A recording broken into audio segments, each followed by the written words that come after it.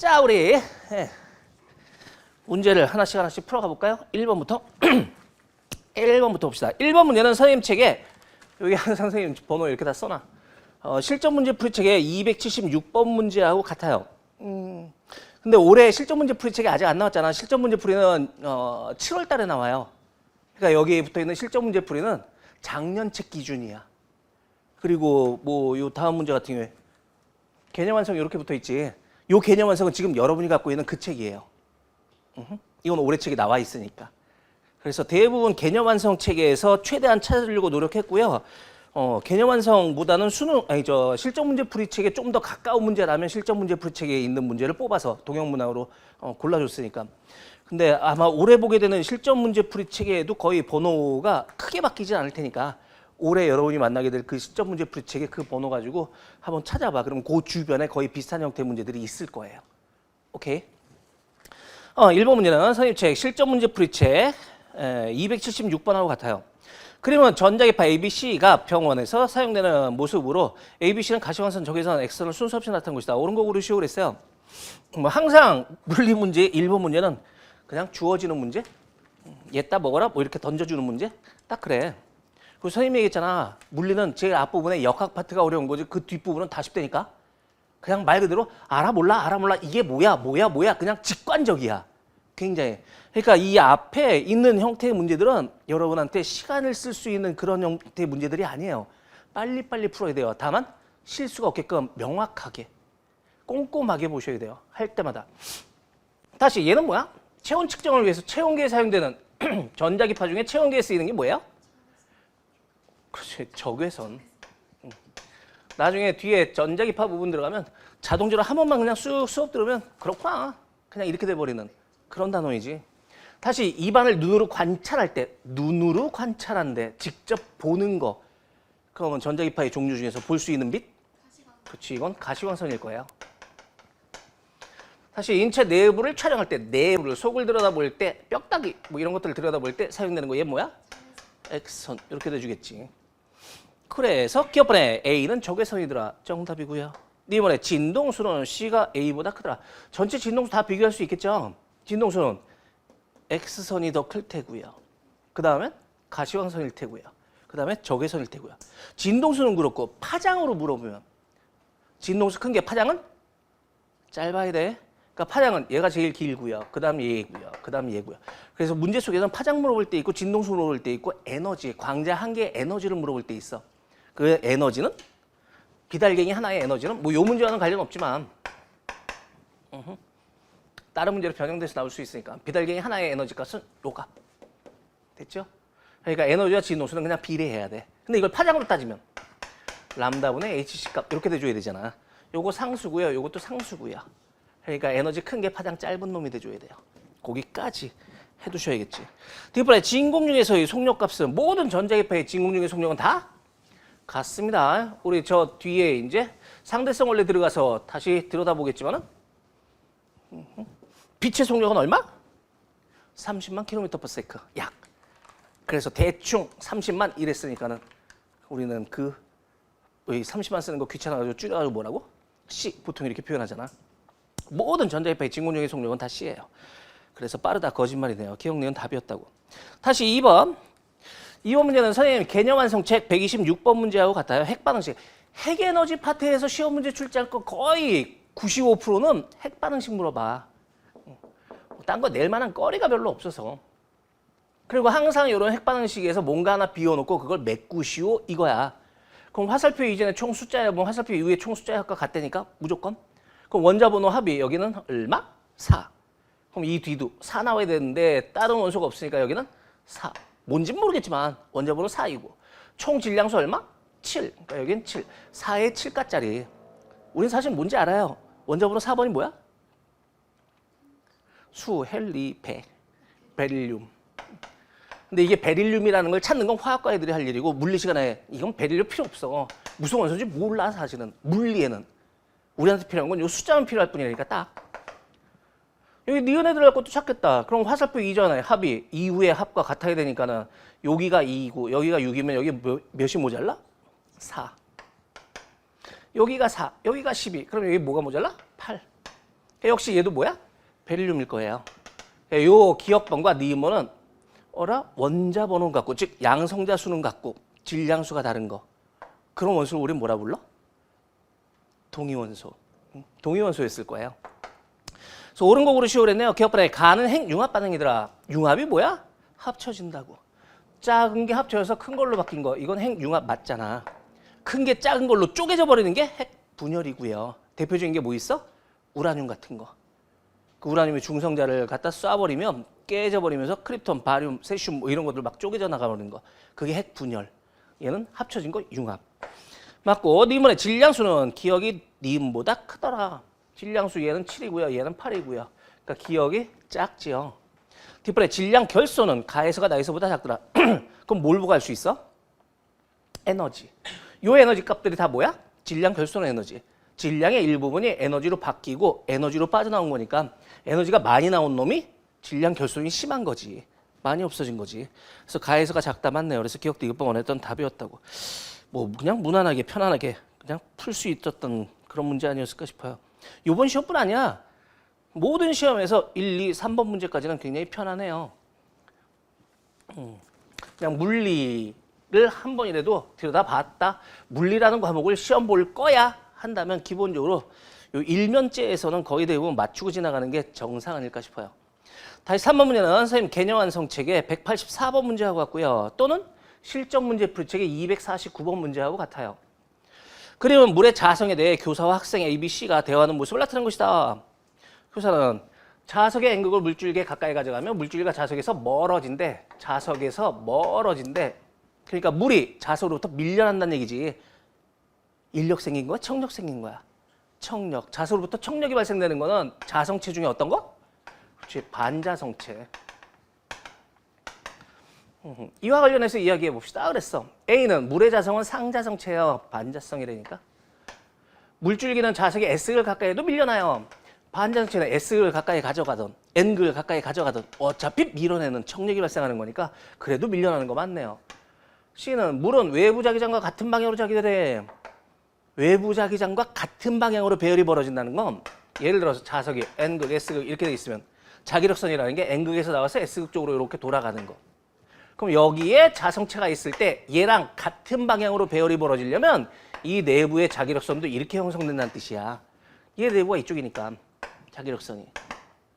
우린 자기력선을 항상 자석 바깥에서 쳐다보니까 자기력선의 방향은 N극에서 S극 방향으로 표현하는 거지 자석 내부에서의 자기력선 방향은 S에서 N극 쪽입니다. 그래야 이게 한 바퀴를 도는 패구성이 되지. 이게 같은 방향으로 배열이 벌어진 거야. 그럼 요거 요쪽에 N극, 요쪽에 S극 얘랑 같은 거니까 그럼 요건 인력 생겨, 청력 생겨? 인력. 그럼 쟤처럼 청력이 발생한다는 얘기는 극이 어떻게 형성되죠? 이래? 같은 극끼리 마주봐야 되잖아. 그럼 얘는 자기력선이 이렇게 지나가는 거. 얘는 이쪽이고요. 얘는 이쪽이고요. 반대 방향인 거지. 그러니까 얘는 같은 방향으로 자기화돼. 거짓말이네. 거기에 올바른 학생은 B밖에 없는 거네. 됐죠? 자기장 파트에서 자성체 물어보는 거 작년 수능상에서 한번 쉬었어요. 그리고 올해는 자성체가 여러분이 시험상에서 수능상에서 만날 가능성이 되게 커요. 신경 써서 봐두시고. 자, 4번. 4번 문제는 여러분 배웠습니다. 아니라고 하고 싶겠지만 분명히 배웠습니다. 그러면서 선생님이 뭐라고까지 얘기해 줬냐면 거의 이런 형태의 문제는 매 시험마다 거의 한 번도 빼놓지 않고 등장한 형태다 해서 했었어. 그 실제 작년 수능에도 얘는 거의 흡사하게 쓰였고요.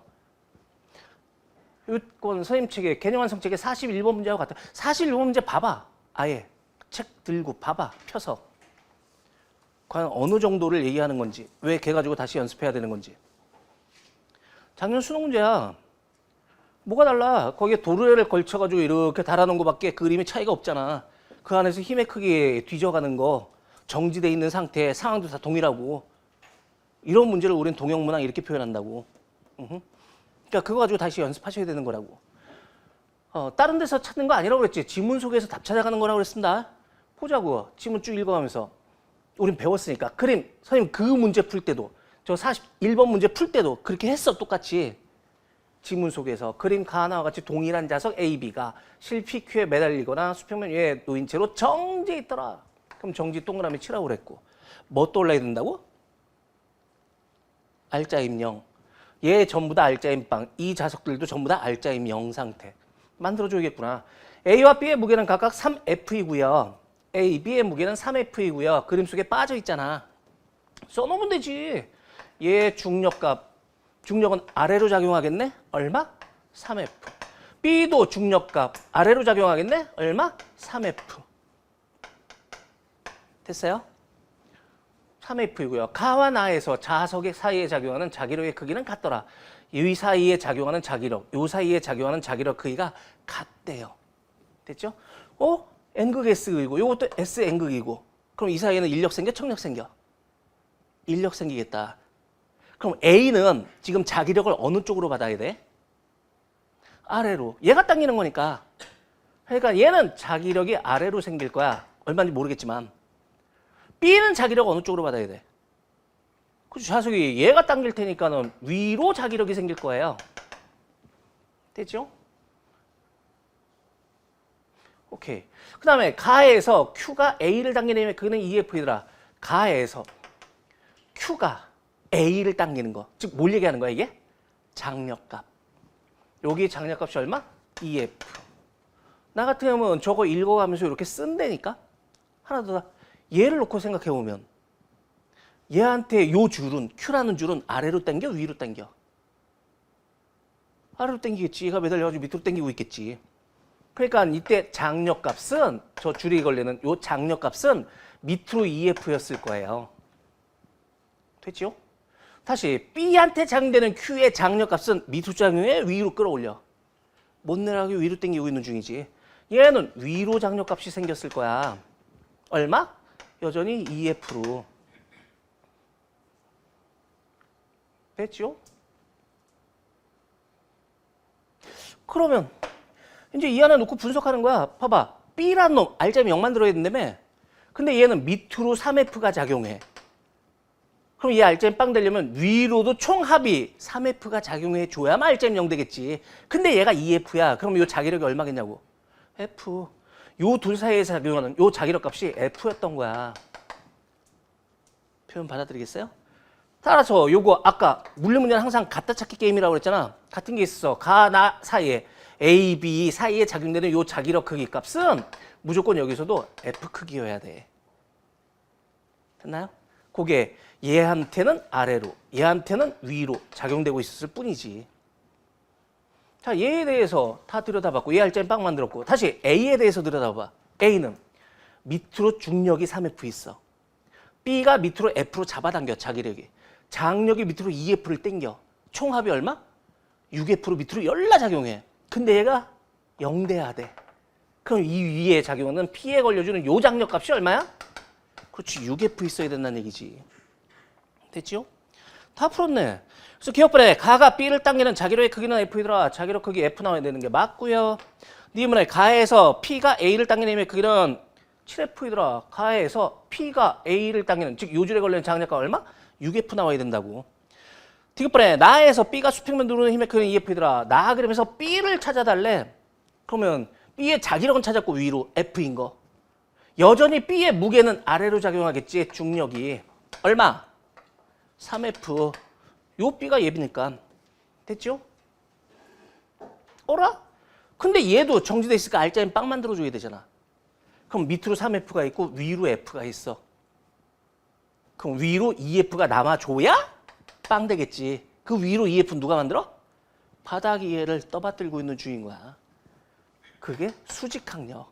떠받든다, 누른다. 잘 모르겠으면 거기다 체중계 집어넣어 보면 된다고 그랬잖아. 그럼 요 사이 체중계가 있으면 B 밑에 체중계가 있으면 얘 무게 3F 있고 A가 얘를 F로 들어 올리고 있고 그러니까 체중계는 2F만 떠받들어 주면 되는 거지. 그게 디귿번이잖아. 그래서 EF 맞네요. 그래서 기억 디귿번 원했던 답이었다고. 요런 형태 문제가 매년 내요. 그림만 달라지고 상황만 조금씩 바뀔 뿐인 거지 매년 내요. 올 수능상에서도 여러분 또 만날 거라니까. 할 수 있겠죠? 됐지? 근데 이런 형태 문제는 단순해 보이면서도 이거 일일이 하나씩 하나씩 이렇게 적어가면서 하는 게 가장 올바른 습관이고 그거 하나씩 하나씩 적어가면서 하려면 시간이 조금 더 걸리잖아. 그래서 3점짜리로 항상 주어져요. 이 형태 문제들은. 다시 A 밑에 5번. 5번 문제는 선생님 책 개념 완성책의 153번 문제 또는 실전 문제 풀이 책의 226번 문제하고 같아요.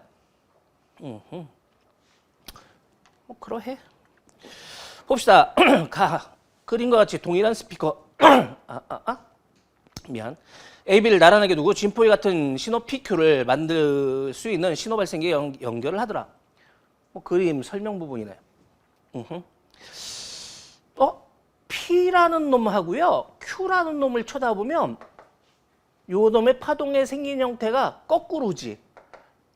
이 파동의 생긴 형태가 거꾸로인 놈을 우린 좀 유식한 말로 뭐라고 표현하니? 그렇지. 조금 유식하게 표현해서 얘를 위상이 180도 뒤집어져 있다고 표현해요. 어려운 말도 아니야. 줄임말이니까 물리는 줄임말이 그 옛날부터 굉장히 강했다니까. 위상이라는 게 뭐야? 위치와 상태. 그러니까 얘에 비해서 상태가 거꾸로라고. 그래서 180도 뒤집어져 있다고. 됐죠? 자, 그때 나의 A, B에 P를 동시에 입력해서 소리를 발생시킨다. A, B에다가 P만 집어넣은 거야. 여기도 P. 똑같은 위상으로 나간다는 얘기지 그러면. 그러면 여기 A에서부터 요 소음 측정기까지 이게 정 가운데라면 경로차가 빵이에요. 우리 뒤에 파동 들어가서 배울 거야. 경로차 빵. 그럼 여기서부터 온 소리가 윗볼록이라면 여기서 온 소리도 윗볼록 도착하겠지. 그럼 이게 뭐가 생겨? 보강이 벌어질 거예요. 됐어요? 윗볼록과 윗볼록 합쳐서 더 큰 윗볼록. 보강이 생길 거야. 그거에 대한 결과 소리의 세기를 측정한다 그랬으니까 소리가 가장 큰 지점을 찾아서 소음 측정기를 고정한다. 제일 크게 들리는 곳 여기겠지. 거기다 놓고서 소음 측정기를 고정시켜 버렸대요. 그리고 라에 소리의 세기를 측정하니까 그럼 여긴 보강이 벌어졌으니까 굉장히 큰 소리 만들어지겠지. 그게 라였어. 다시 마는요. 라에서 B에 입력하는 신호만 Q로 바꿨대요. 어라? 요 상태 소음 측정기는 요 자리에 계속 고정돼 있는 중인 거야. 그럼 경로차는 여전히 빵 상태인 거야. 근데 뭐만? B만 얘를 Q로 바꿨대. 그러면 얘랑 동시에 튀어나온 거잖아. 근데 한 놈이 위상이 거꾸로라며. 여기서 만나면 보강돼 상쇄돼. 상쇄가 벌어져요. 그래서 마에 대한 결과는 상쇄가 만들어질 거야. 그러니까 여기엔 상쇄가 되는 거고 여기는 보강이 되는 거고. 다시 바에서는 A를 제거하고 라를 반복해 본데 얘를 없앴대요. 얘만 있는 거야. 그럼 이건 보강될 것도 없고 상쇄될 것도 없는 거지. 원래 나온 소리 그냥 하나만 딱 도착하겠지. 됐지요? 이때 측정된 소리의 세기를 비교하시오 그랬으니까는 보강된 얘가 제일 클 테고요. 상쇄인 요놈이 제일 작을 테고요. 그러니까 순서는 라, 바, 마 순서겠지. 그래서 기역, 디귿, 니은 순서겠지. 그래서 3번이 올바른 답이었잖아.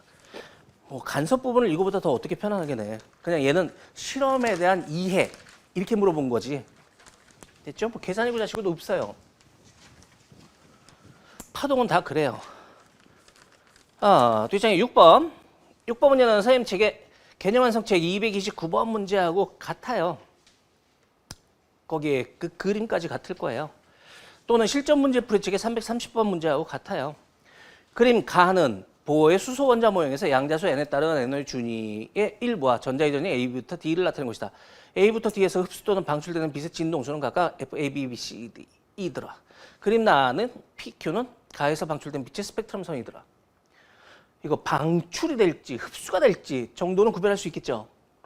윗궤도에서 아랫궤도로 떨어지게 된다면 에너지가 작아진 거야. 그럼 에너지가 작아지려면 에너지를 받아들여야 돼? 버려야 돼? 버려야 돼. 그러니까 여기선 분명히 떨어진 놈은 방출이 될 거야. B는 올라갔어요. 윗궤도로 올라가려면 에너지 큰 쪽으로 가져야 되니까. 올라가려면 에너지를 흡수해줘야겠지. 오히려 B의 경우는 에너지를 흡수했을 거예요. C는 역시 떨어진 거니까 이때 에너지를 방출했을 거야. D는 올라갔으니까 에너지를 흡수했을 거야. 됐나요? 그럼 옆에 있는 이 나는 가에서 방출된 빛의 스펙트럼 선이라고 그랬거든. 그럼 여기 방출된 놈은 A하고요.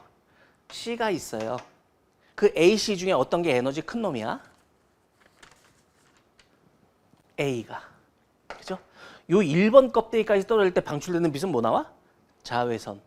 2번 껍데기까지 떨어질 때 방출되는 뭐 나와? 가시광선. 3번 껍데기까지 떨어질 때 방출되는 거 뭐 나와? 적외선. 그러니까 A가 에너지 더 큰 거. 그럼 얘로 따져보면 에너지 큰 게 파장은 짧은 쪽. 그러니까 요 놈이 P가 A였을 거예요. 그럼 Q가 이 중에 B와 D는 흡수였으니까 여기 드러나지 않지. 이건 방출 스펙트럼이라며. 그러니까 방출된 거 A, C 중에선 요 놈이 C겠지. 다 찾은 거네. 그래서 기억번에 P는 CA에 나타나는 스펙트럼성이다. P는 A 때문에 나타난 거고요. 니은번에 FA 플러스 FC 값은 FB 플러스 FD보다는 크더라. 여기 에너지 크기를 비교하시고 이 말하고 똑같은 거네. 아까 표현했던 것처럼 저때 방출되거나 흡수한 빛에너지, 빛알갱이 하나의 에너지 값은 이 값이라니까. 그러니까 거기에 지금 니은번에 주어진 것처럼 그놈의 진동수에다가 H만 곱하면 플랑크 상수값을 곱하면 그게 에너지 값이라니까. 그러니까 에너지와 진동수는 그냥 거의 동일시 시켜도 상관은 없어요. 그래? 그러면 거기 주어진 대로 A하고 C를 합치면 요거하고 다시 요거하고 C니까 요거네. 요거 두 개를 합치면 여기서부터 여기까지 이 값이 되겠네. 총값이 얼마야? 이 제로값. 됐죠? 다시 B하고 D를 합쳐놓으면 B하고 D를 합치면 D가 얼마야? 기본적으로 요게 마이너스 2제로, 여기가 마이너스 9분의 1 2제로. 그럼 요 사이는 크기 얼마야? 9분의 8 2제로. 9분의 8 2제로. 됐나? 거기에다가 B까지 이렇게 더해주면 B 값은 얼마예요? 얘의 차만큼이니까 36분의 5. 그죠? 36분의 5 2제로 이렇게 돼주겠네. 그럼 36분의 9, 4, 36, 4, 8에 32, 37, 2제로 이렇게 되겠네. 그러면 아까 앞부분의 거는 2제로였고요. 뒷부분의 거는 36분의 37이니까 이게 더 크네. 자, 이게 정석적인 방식이고요. 나 같으면 굳이 이렇게는 안 풀 것 같아. 이렇게 풀지 말라고 가르쳐주고 싶은 거야. 똑같은 문제를 풀더라도. 어차피 앞에는 요거에다가 요거 더한까? 그러니까 처음부터 여기까지 끝. 됐어요? 다시 뒷부분은 그럼 요 D에다가 B를 더한 값이잖아. 그럼 아까 거랑 비교하면 D에다가 요만큼만 더하면 아까랑 같은 거잖아. 그럼 여기가 커? B가 더 커? 이건 뭐라고? 적외선에 해당한다니까? 이건 뭐라고? 가시광선에 해당한다니까? 그러니까 이거보단 이게 더 크잖아. 그럼 적외선까지만 있었어도 얘랑 같을 텐데 여기에 가시광선 부분이 들어가 보니까 앞에 거보단 무조건 뒤에 게 커야 되는 거잖아. 계산하면서 시간 낭비하지 말고 그렇게 가르쳐주고 싶은 게 아닌 거야. 됐지요? 그래서 니은번은 틀렸구나. 등호가 반대쪽으로 바꿔야 돼요. 뒷번에 B에서 흡수 또는 방출되는 빛의 파장이 Q에 해당하는 빛의 파장보다 길더라. B 요거고요. 그다음에 B에서 흡수된 거. B는 얘고요. Q는 C네. 요거고요. 그러면 요게 커, C가 더 커.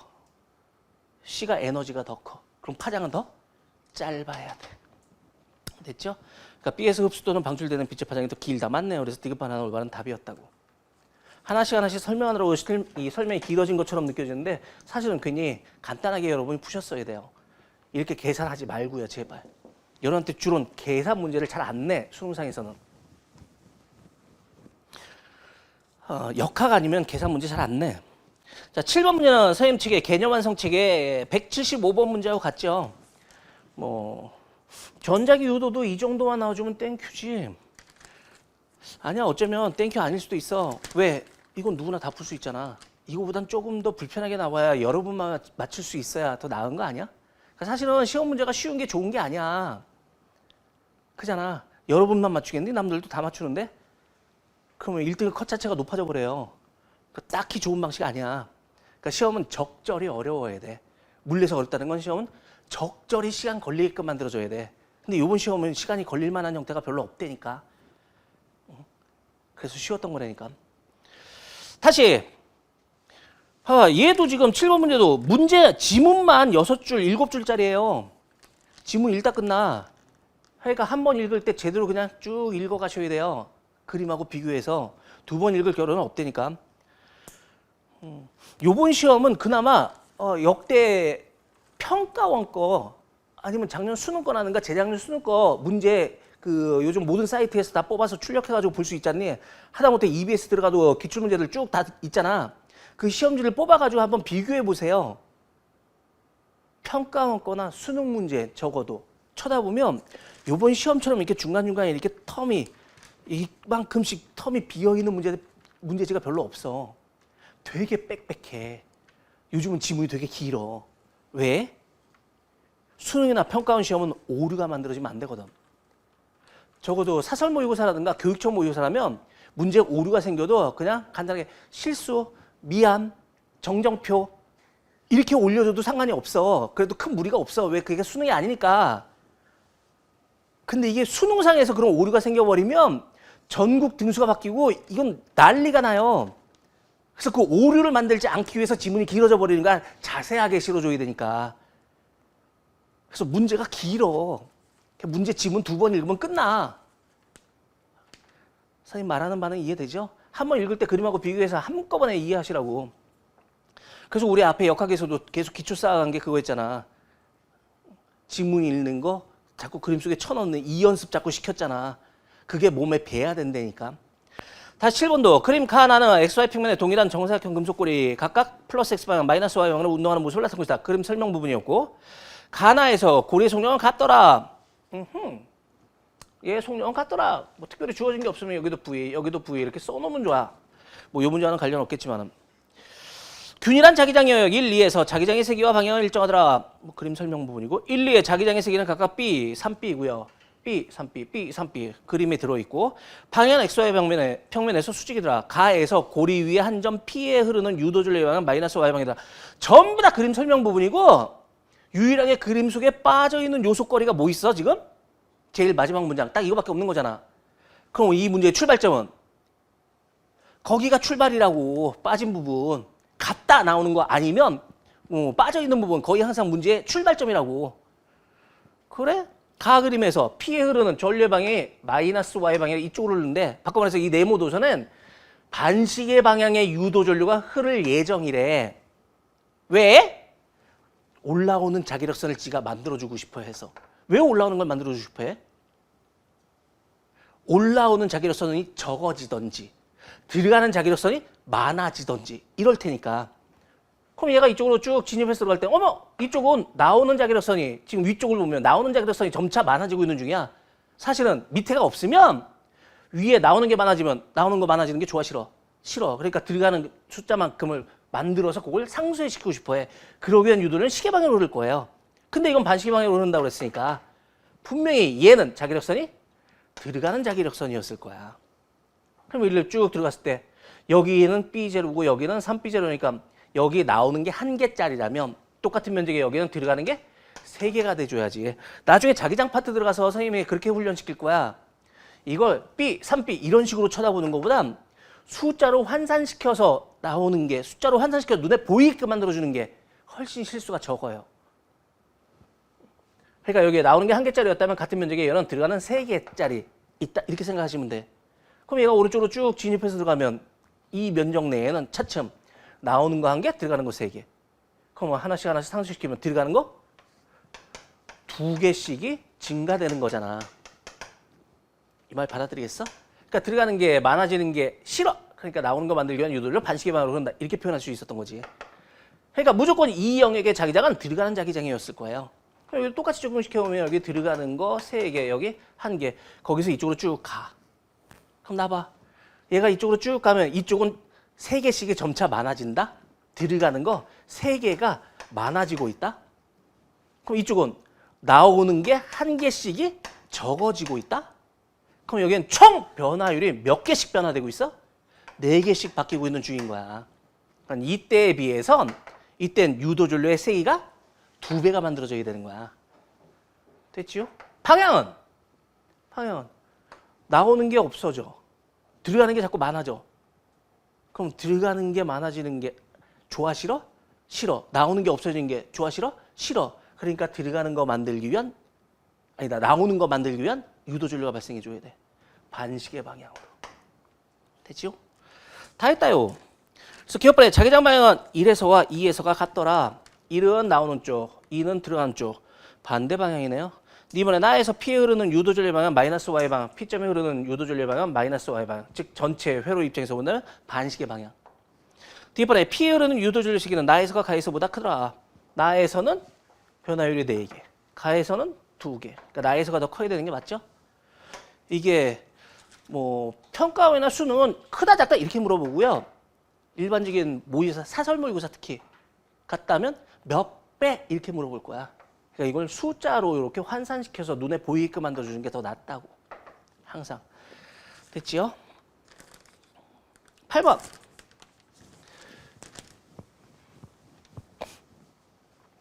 8번 문제는 선생님의 개념 완성 책의 51번 문제하고 같아요. 51번 문제. 아, 이건 여러분 배운 범위야. 그지? 배운 범위인데 불구하고 이게 정답, 오답률 5위짜리 문제더라고. 43%만이 정답을 맞춘 거. 그러니까 10명 중에 4명만 맞춘 거. 근데 정말 그 정도로 어려운 문제인가 이게? 그리고 마찰이 없는 수평에서 물체 A가 플러스 X방향으로 등속도 운동하다가 정지해 있는 질량 M인 물체 B와 충돌할 때 충돌 얘기 나왔다. 그럼 일단 얘는 운동량 충돌량 문제겠구나. 느낌 와요? 그럼 우리 항상 어떻게 하기로 약속했어? 충돌 전과 후를 그려서 쓰면 사시라고 그랬습니다. A, B가 충돌이 벌어지더래요. 충돌조는 A, B 사이의 거리를 시간에 따라 나타난 것이다. TS 그래프 나왔으니까 기울기가 뭐? 속력값. A, B 사이의 거리니까 사실은 상대 속도 이렇게 돼주겠지. 충돌 후 B는 플러스 X방향으로 등속도 운동하고 충돌 전 A의 속력은 충돌 후 B의 속력의 2배더라. 그려가면서 해야지 뭐. 자, A. 질량 딱히 주어진 게 없어요. 사실은 여러분 지문 쭉 읽어가던 중에 충돌 얘기 나온 거 동시에 선을 한번 쭉 걷었어야 돼. 그러면서 그려가면서 하라니까. A는 질량이 안 주어졌고요. 넷째 줄에 B는 질량이 M으로 주어졌어요. 이게 B래요. 됐지요? 뭐? 정지에 있던 놈. 얘는 속력빵. 얘는 맹렬히 가서 들이받은 거야. 오케이. 들이받은 후에 A, B. 얘는 질량 M짜리. 요 속력은 우리 알 수 있겠다. B는 정지돼 있으니까 거기에 위에 주어진 요 그래프 수의 요 기울기 값은 이건 몇 초 때 충돌 벌어졌어? T초 때. 움직임에 변화가 생겼으니까 그때 충돌이 생긴 거겠지. T초 때. 그때까지 A는 속력이 얼마야? 시간 T초 만에 거리 L 움직였던 거. 됐지요? 그럼 충돌 이후에 얘 둘은 속력의 그 상대 속도가 얼마가 되는 거야? 4t 만에 L 바뀌는 정도. 요 둘의 상대 속도 값이 4t분의 L 바뀌는 정도였던 거야. 됐죠? 뭐 주어진 단서는 다 이용해야 될 테니까 그림에 주어지지 않은 건 문제 출발점이라고 그랬잖니. 거기 뭐? 충돌 전 A의 속력은 충돌 후 B의 속력의 2배래. 충돌 후 B의 속력, 충돌 전 A의 속력. 그럼 얘 속력에 얘가 2배래. 그럼 얘의 속력을 V라고 놓는다면 얘의 속력은 얼마? 그렇지, 2V 이렇게 되겠지. 얘를 2V로 놓자 이 말인 거지. 됐지요? 그럼 얘는 얼마로 놓으면 돼? 저거에 비해선 4분의 1 크기잖아. 그럼 이 속력은 얼마야? 요게 2V니까 얘는 2분의 V값 이렇게 돼주겠지. 됐죠? 그럼 결국 지금 비어있는 부분은 뭐니? A에 대한 거 요거 질량 찾는 게 관건이겠네. 또 얘의 속력 찾는 게 관건이겠네. 요 속력 어떻게 찾아요? 두 가지 방법 가르쳐줬어. 기억나나? 뭐 얘의 속력을 VA라고 놓고 뭐 다른 속력 뭘로 놓고 뭐 이런 식으로 해가지고 왜 쭉 찾는 거 방법도 있었고, 왜 요거 반발 계수 가르쳐 줬을 때 그거 이용하면 되게 편하다고 그랬잖아. 이게 지금 딱 그 문제잖아. 얘와 얘의 상대 속도가 2분의 1 V만큼 차이 나야 돼. 그러면 B가 빨라 A가 빨라? 충돌 이후에 무조건 B가 빨라야 다시 충돌이 안 벌어지지. B가 얼만큼 빠르다고? 2분의 V만큼 빠르다고 얘보다는. 그럼 얘가 V니까 얘는 얼마겠냐고. 그러지 2분의 V. 이걸 무슨 방정식 세우고 지랄이야. 말 이해됐어요? 그래서 반발계수 사실 교과서에 없는 부분인데 이용하면 너무 편하다니까 이따 요런 데다 쓰라고 가르쳐준 것 뿐이었어. 다시 얘는 그럼 A가 2V로 갔으니까 운동량 얼마? 어찌됐든 간에 운동량 합은 보존돼야 된다고 그랬습니다. 그럼 얘는 2AV 값이 얘는 빵이고요. 얘는 2분의 AV 플러스 얘는 MV 됐죠? 그럼 얘 넘어가주면 얼마야? 2분의 3AV 값이 MV잖아. 없애고요. A는 얼마예요? 3분의 2M 값. 찾는 건 뭐였어? 충돌 후 A의 운동량. 그럼 A의 운동량 값이라는 건 요 질량에다가 즉 3분의 2 M짜리에다가 얘의 속력 얼마? 2분의 V. 2분의 V. 근데 이 V는 선생님이 임의로 잡은 거지 사실은 문제 속에 주어진 수치값이 아닌지 그걸 뭘로 표현하길 바랬어? 실제 저 그래프 속에 주어진 기울기 속력값 T와 L로서 표현하길 바랬던 거. 그럼 2분의 V 값이 뭐였다고? 4T분의 L 값. 정리해주면 얼마? 6T분의 ML 값. 답. 됐지요? 운동량 추이는 이거보다 뭐 어떻게 더 단순하게 내. 그러니까 이 상대수도를 통해서 즉 반발계수를 이용해서 문제 풀어가는 거 연습하셔야 됩니다. 우리 했었어요 이거. 그 개념 완성책의 51번 문제 가지고 다시 한번 또 연습하셔야 돼요. 됐죠? 오케이. 9번 문제. 9번 문제는 선생님 책의 개념 완성책 242번 문제 또는 실전 문제 풀이책 345번 문제하고 같아요. 이거 회로를 볼 줄 알아야 되는 거라니까. 지금 전원장치에 플러스 마이너스 그게 안 나와 있어. 그럼 어느 쪽으로 잘 모르겠어. 보자. 그림가는 전원장치의 PN 접합 다이오드 A, A와 동일한 다이오드 C에게 그러니까 다이오드가 총 4개 들어갔네요. 동일한 저항 X부터 G로 구성한 회로를 나타내는 것이다. 그림 나는 전원장치의 전압을 다하는 X 또는 G에 걸리는 전압을 시간에 따라 나타내는 것이다. 전원장치의 전압이요. 플러스 쪽으로도 흘렀다가 마이너스 쪽으로 흘렀다가 뭐 이렇게 바뀌는 거야 스위치가. 그러니까 한 번은 전류가 일로 가고 한 번은 전류가 일로 가고 이렇게 되는 거야. 뭐 이쪽이 플러스 이쪽이 마이너스가 되는 순간이라면 가보자. 회로를. 전류는 플러스에서 마이너스 쪽으로 흘러야 되니까 이렇게 가다 보니까 길이 두 갈래야. 항상 이런 전기 회로를 볼 때 잘 모르겠으면 여러분이 전류 입장에서 보는 게 제일 편하다니까. 쭉 가다 보니까 길이 두 갈래야. 알아? 여기는 N형만 놓치고 이쪽이 P형만 놓치야. N형만 놓치면 못 가죠. 역방향이 되지. 그럼 일로는 갈 수 있겠네. 가다 보니까 또 길이 두 갈래야. 근데 여기는 N형만 놓치가 들어있으니까 일로는 또 못 가는 거잖아. 그럼 갈 수 있는 길이 이 길밖에 없어요. 가다 보니까 또 길이 두 갈래. 일로도 갈 수 있고 일로도 갈 수 있는데 일로 가면 한 바퀴 돌아야 되니까 미치지 않는 이상 일로 가면 되지. 그래서 요렇게 들어오는 요 구조였을 거야. 됐지요? 그러니까 요 G에는 전류가 밑에서 위로 흐르는 요 방향이었을 거예요. 다시 전원장치 그게 이제 거꾸로 바뀌어서 이쪽이 플러스 되고 이쪽이 마이너스 됐다고 하자. 그럼 전류는 이렇게 갈 거야. 가다 보니까 길이 또 두 갈래야. 이쪽 N형만 놓치래 역방향이니까 못 가. 밑으로 가면 돼. 가다 보니까 또 길 두 갈래. 일로 가면 역방향. 그럼 또 일로 가야 돼. 가서 요렇게 들어오는 요 구조였을 거예요. 역시 요놈의 G에는 윗방향에 전류가 흐르게 되는 거지. 그럼 다시 요놈의 다는요. 뭐라고? X 또는 G에 걸리는 전압을 나타내는 거래. 그럼 이게 G라면 G를 나타내는 전압이라면 빨간 쪽으로 전류가 흐를 때도 위로 갔고요. 노란 쪽으로 전류가 흘러도 위로 갔어요. 그럼 얘 어떻게 그려져야 되니? 그지? 이렇게 가고 빨간 쪽으로 아니, 노란 쪽으로 갈 때도 위로 가야 되니까 같은 쪽으로 전류가 흘러야 되잖아. 전압이 걸려줘야 되잖아. 그러니까 여기는 전압이 이렇게 표현됐을 거야. 이게 G였다면. 그럼 G는 아닌 거지.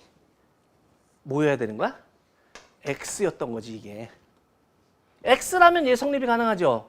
뭐 빨간 쪽으로 간다면 전압이 안 걸려. 여기는 안 흘러 전류가. 그러니까 저항체에 전류 안 흘리니까 전압이 걸릴 이유도 없어. 그게 요때. 됐나요? 그러니까 요때가 어느 때야? 빨간 쪽으로 아니다. 노란 쪽으로 갔을 때. 여기 걸리는 게 요 상태였을 거야. 여기가 노란색. 여기가 빨간 쪽으로 갔을 때. 이렇게 되는 거겠지. 다시 요게 빨간 쪽으로 흘렀을 때. 전원장치에서 요게 노란 쪽으로 흘렀을 때. 요 상황이었을 거라고. 장치 이해됐죠? 오케이? 타겠다요? 그럼 기억번에 다는 X에 걸린 전압이더라. 다는 X가 맞고요. 니은에 0.5T라면 노란 쪽으로 전류가 흘러갈 때를 얘기하는 거잖아. 그때 Y에 전류가 흐른다. 요렇게 노란 쪽이면 일로 가네. 요렇게 가지고 되니까 Y하고는 전혀 상관이 없죠. 그렇죠? Y에 전류가 흐른다. 거짓말. 디귿번에 2.5T일 때 A의 PN 접합면에서 양공과 전자가 결합해서 2.5T라면 요때는 역시 노란 쪽으로 갈 때. 그럼 A는 순방향 전압에 걸렸잖아. 그러면 P형만 노체에 들어있는 뭐? 양공. N형만 노체에 들어있는 뭐? 전자. 그게 접합면에서 만나는 거지. 됐죠? 결합한다 맞네요. 그래서 기억 디귿번 원했던 답이었다고. 항상 이거 아무리 회로가 복잡하게 나와도 다 소용없어요. 여러분이 전류 입장에 대해서 가다 보니까 어머 이 길은 갈 수 있네 못 가네 나뉘어 가야 되네 이것만 구별할 수 있으면 돼. 자 10번까지만 해놓고 잠깐만 쉬었다 합시다. 10번 문제는 선생님 개념 완성책 209번 문제와 같아요. 그림과 같이 금속판 위에 단식광 A, B를 비춘다. 영역 1에서는 A만, 영역 2에서는 A와 B가, 영역 3에서는 B만 도달하더라. 뭐 그림 설명 부분이었고 표는 각 영역에서 발생한 광연제의 최대 온도인지를 나타내는 것이다. 옳은 거 고르시오 그랬네요. 그럼 영역 1에서는 광연제 최대 온도인지 E0가 나왔던 건 오로지 빛 A만 들어갔을 때잖아. 그럼 여기에 광전자가 최대 온도인지 이 값을 갖고 튀어나왔다는 얘기는 기본적으로 이 금속 판때기의 일함수보다는 비춰준 빛의 에너지가 컸던 거지. 진동수 따지면 요 금속 판때기의 문턱 진동수보다는 비춰준 빛의 진동수가 더 컸던 거지. 됐죠? 뭐 요 문제와는 관련 없겠지만 전체 진동수 크기를 비교하여라 뭐 이렇게 또는 금속판 부분 여기 A, B 부분에 진동수를 각각 비교시키는 문제도 등장시킬 수 있어. 일단은 저놈의 A 빛의 진동수는 저 금속 판때기의 문턱 진동수보다는 커요. 표현 받아들일까요? 그때 그거 빼고 나머지가 E0의 에너지 갖고 튀어나왔다고 전자가. 다시 이 영역은 A도 비추고 B도 비춰. 근데 튀어나오는 게 E0가 나왔대. 더 큰 에너지 빛이 나왔대. 아니 더 큰 에너지의 전자가 튀어나왔대. 그럼 이건 A 빛과 B 빛의 에너지가 합쳐져서 이걸 만들어내는 거야? 아니야. A 빛과 B 빛은 전혀 다른 빛이야. 저 두 빛은 합쳐지지 않아. 비춰서 같은 곳을 비춰도 A 때문에 광련 효과가 생길 수 있고 B 때문에 광련 효과가 따로따로 생기는 거지 A, B가 합쳐져서 C라는 빛이 탄생하는 게 아니라고. 왜 우리 전자기파 배우겠지만 빛도 전자기파잖아. 그럼 예를 들어서 전파도 전자기파니까 예를 들어서 뭐 라디오 같은 거 방송 뭐 잡힐 때 뭐 KBS 라디오를 이렇게 듣고 있던 중이야. 이쪽에서는 MBC 라디오 전파가 들어왔어. 합쳐져가지고 이게 SBS로 바뀌어요? 그건 아니라니까. 각각 따로따로 들어오는 거라니까. 그러니까 여기에 E0 됐던 건 A 때문에 E0밖에 안 나와야 되잖아. 그럼 여기 E0는 누구 때문이야? B 때문인 거지. 요건 B 때문인 거야. 요건 A 때문인 거고.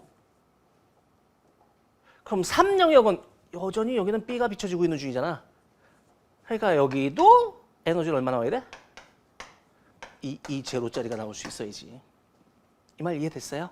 오케이. 그러면 여기에 튀어나간 전자의 온도인지 값이 B를 비췄을 때가 더 크다는 얘기는 비춰준 빛의 에너지가 더 큰 놈이었던 거지. 진동수가 더 큰 빛인 거지. 그러니까 A보다도 B가 진동수가 더 커야 돼요. 그러니까 이 문제 속에서는 요구받지 않았지만은 다른 시험에서는 요구받을 수 있습니다.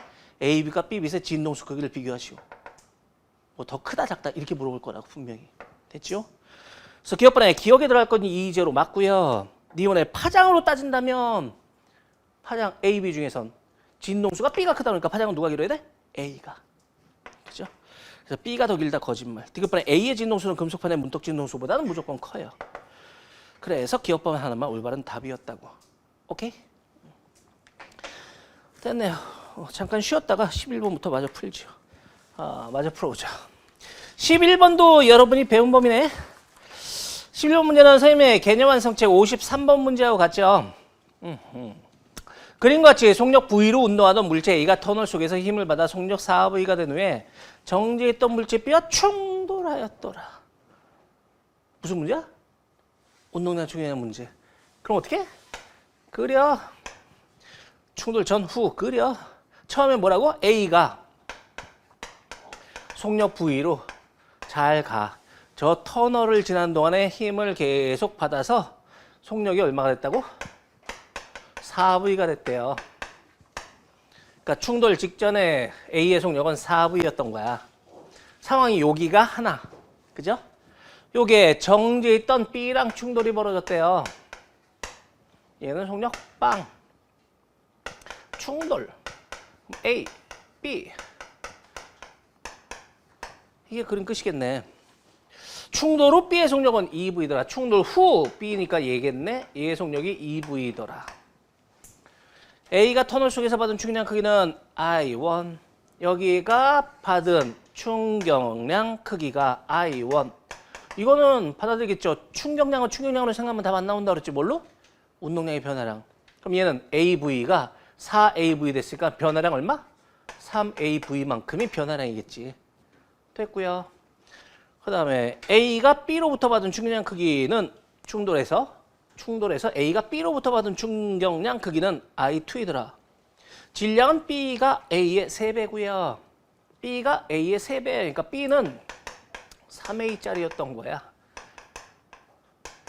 그림에 빠져있는 요소거리는 다 쳐넣으라고 그랬습니다.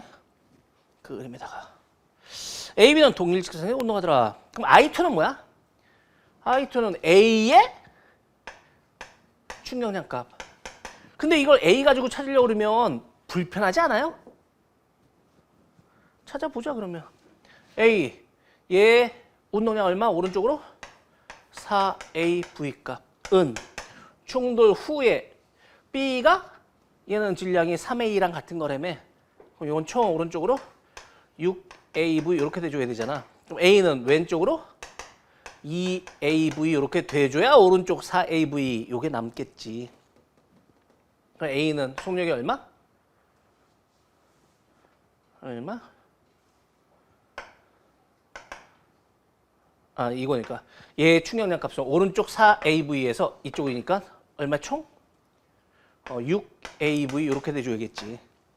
근데 이렇게 찾으면 바보 되는 거라고 그랬다. 왜? 굳이 A에 대해서 한 번을 더 찾아줬잖아.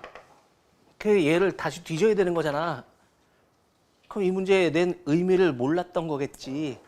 뭘로 찾아야 돼?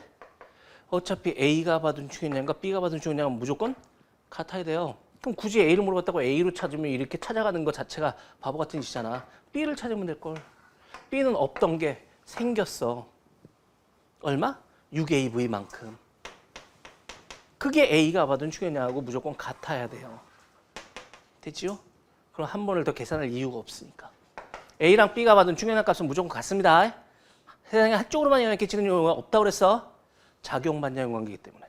힘 쌍방 똑같이 반대 방향으로. 시간 쌍방 똑같이. 그러니까 충격량 무조건 같이 반대 방향으로.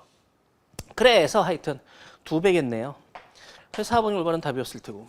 운동량 충격량 부분은 지금 이번 시험 전체에서 2문제가 출제됐는데 2문제 너무 다 평이해요. 이 정도라면. 오케이. 12번 문제는 선생님 개념 완성체 235번 문제하고 같고요. 실전 문제 풀이책으로 보면 340번 문제하고 같아요. 그림과는 모양이 같은 고체 막대 A와 B의 전구 스위치 S, 직류전으로 구성된 회로를 나타낸 것이다. A, B는 각각 도체 절연체 중에 하나이더라. 하나는 도체, 하나는 절연체래. 전구는 S를 A에 연결할 때만 켜진대. 얘들아, 도체, 부도체는 여러분이 알고 있잖아. 그건 회로에 연결돼서 전류가 흐르려면 도체여야 돼, 부도체여야 돼? 도체여야 돼. 근데 얘가 A에 연결됐을 때만 흐른다고 그랬으니까 하나는 도체, 하나는 부도체. 이때만 흐른다 그러니까 얘가 도체일 테고요. 얘가 분명히 절연체였을 거야. 됐지요? 요걸 띠 구조로 살펴본다면 얘가 뭐야? P가? 도체. 얘는 띠 간격이 넓은 놈? 절연체. 그러니까 요게 A였을 거고요. 요게 B였을 거예요. 됐죠?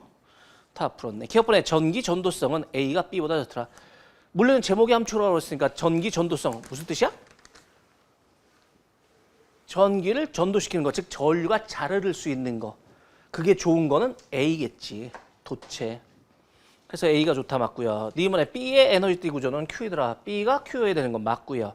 이번에 Q에서 원자과 D의 전자가 전도띠로 전이할 때 전자는 띠 간격 이상의 에너지를 흡수해줘야 올라갈 수 있죠. 이게 기체하고 고체의 차이라고 그랬습니다. 기체는 수소 원자 모형 같은 경우에 기체는 요 궤도에 있던 전자가 여기로 올라가려면 요 에너지 차만큼 이렇게 표현돼. 근데 고체에서는 띠 간격 이상의 에너지라는 표현을 써요. 그게 딱 차이야. 기체와 고체의 차이는. 나중에 원자과 띠 부분 들어갔을 때 에너지 띠 부분 들어갔을 때 다시 한번 강조하겠지만 이건 왜 이상이라는 표현이 쓰일까? 얘랑 다르게? 이건 딱 선이잖아. 그러니까 에너지 차가 극명해. 그러니까 딱 요만큼이면 돼. 근데 얘는 그만큼이면 안 돼. 왜? 이게 띠라서. 그 에너지 띠라는 게 원자과 띠, 뭐 전도 띠 이런 띠라는 게 이 안에 이런 선들이 무지하게 많이 들어있는 거지.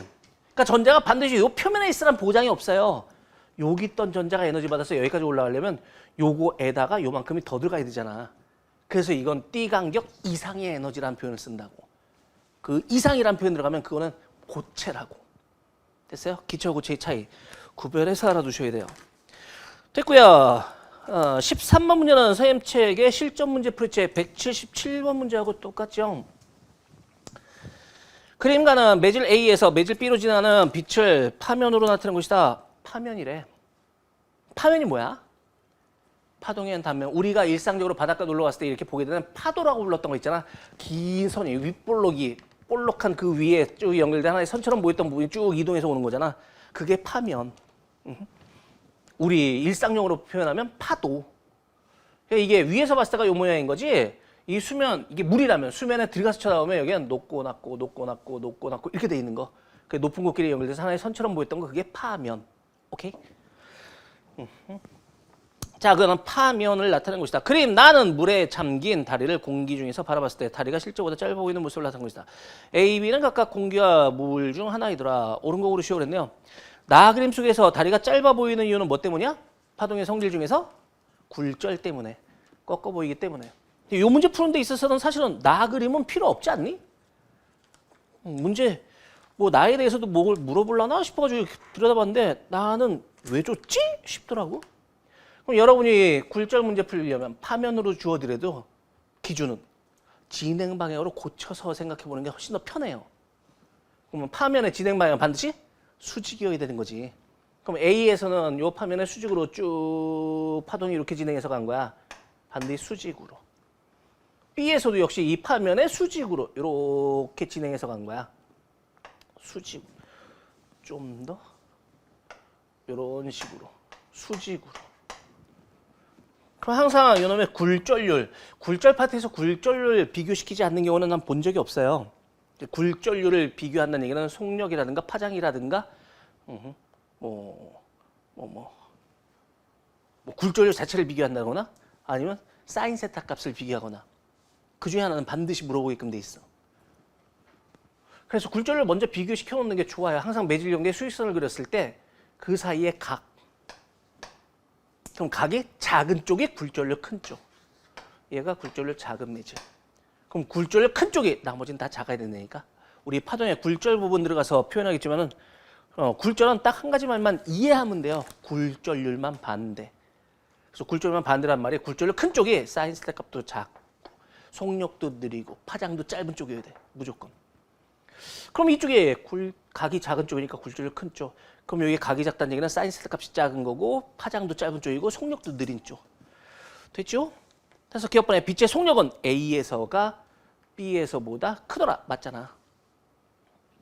이쪽이 각이 큰 쪽, 사인 세타 값이 큰 쪽, 속력도 빠른 쪽, 파장도 긴 쪽. 또 이거 쳐다보고 선생님 A 매질이나 B 매질에서 광속 불변의 원리, 우리 상대성 원리에서 배울 거거든.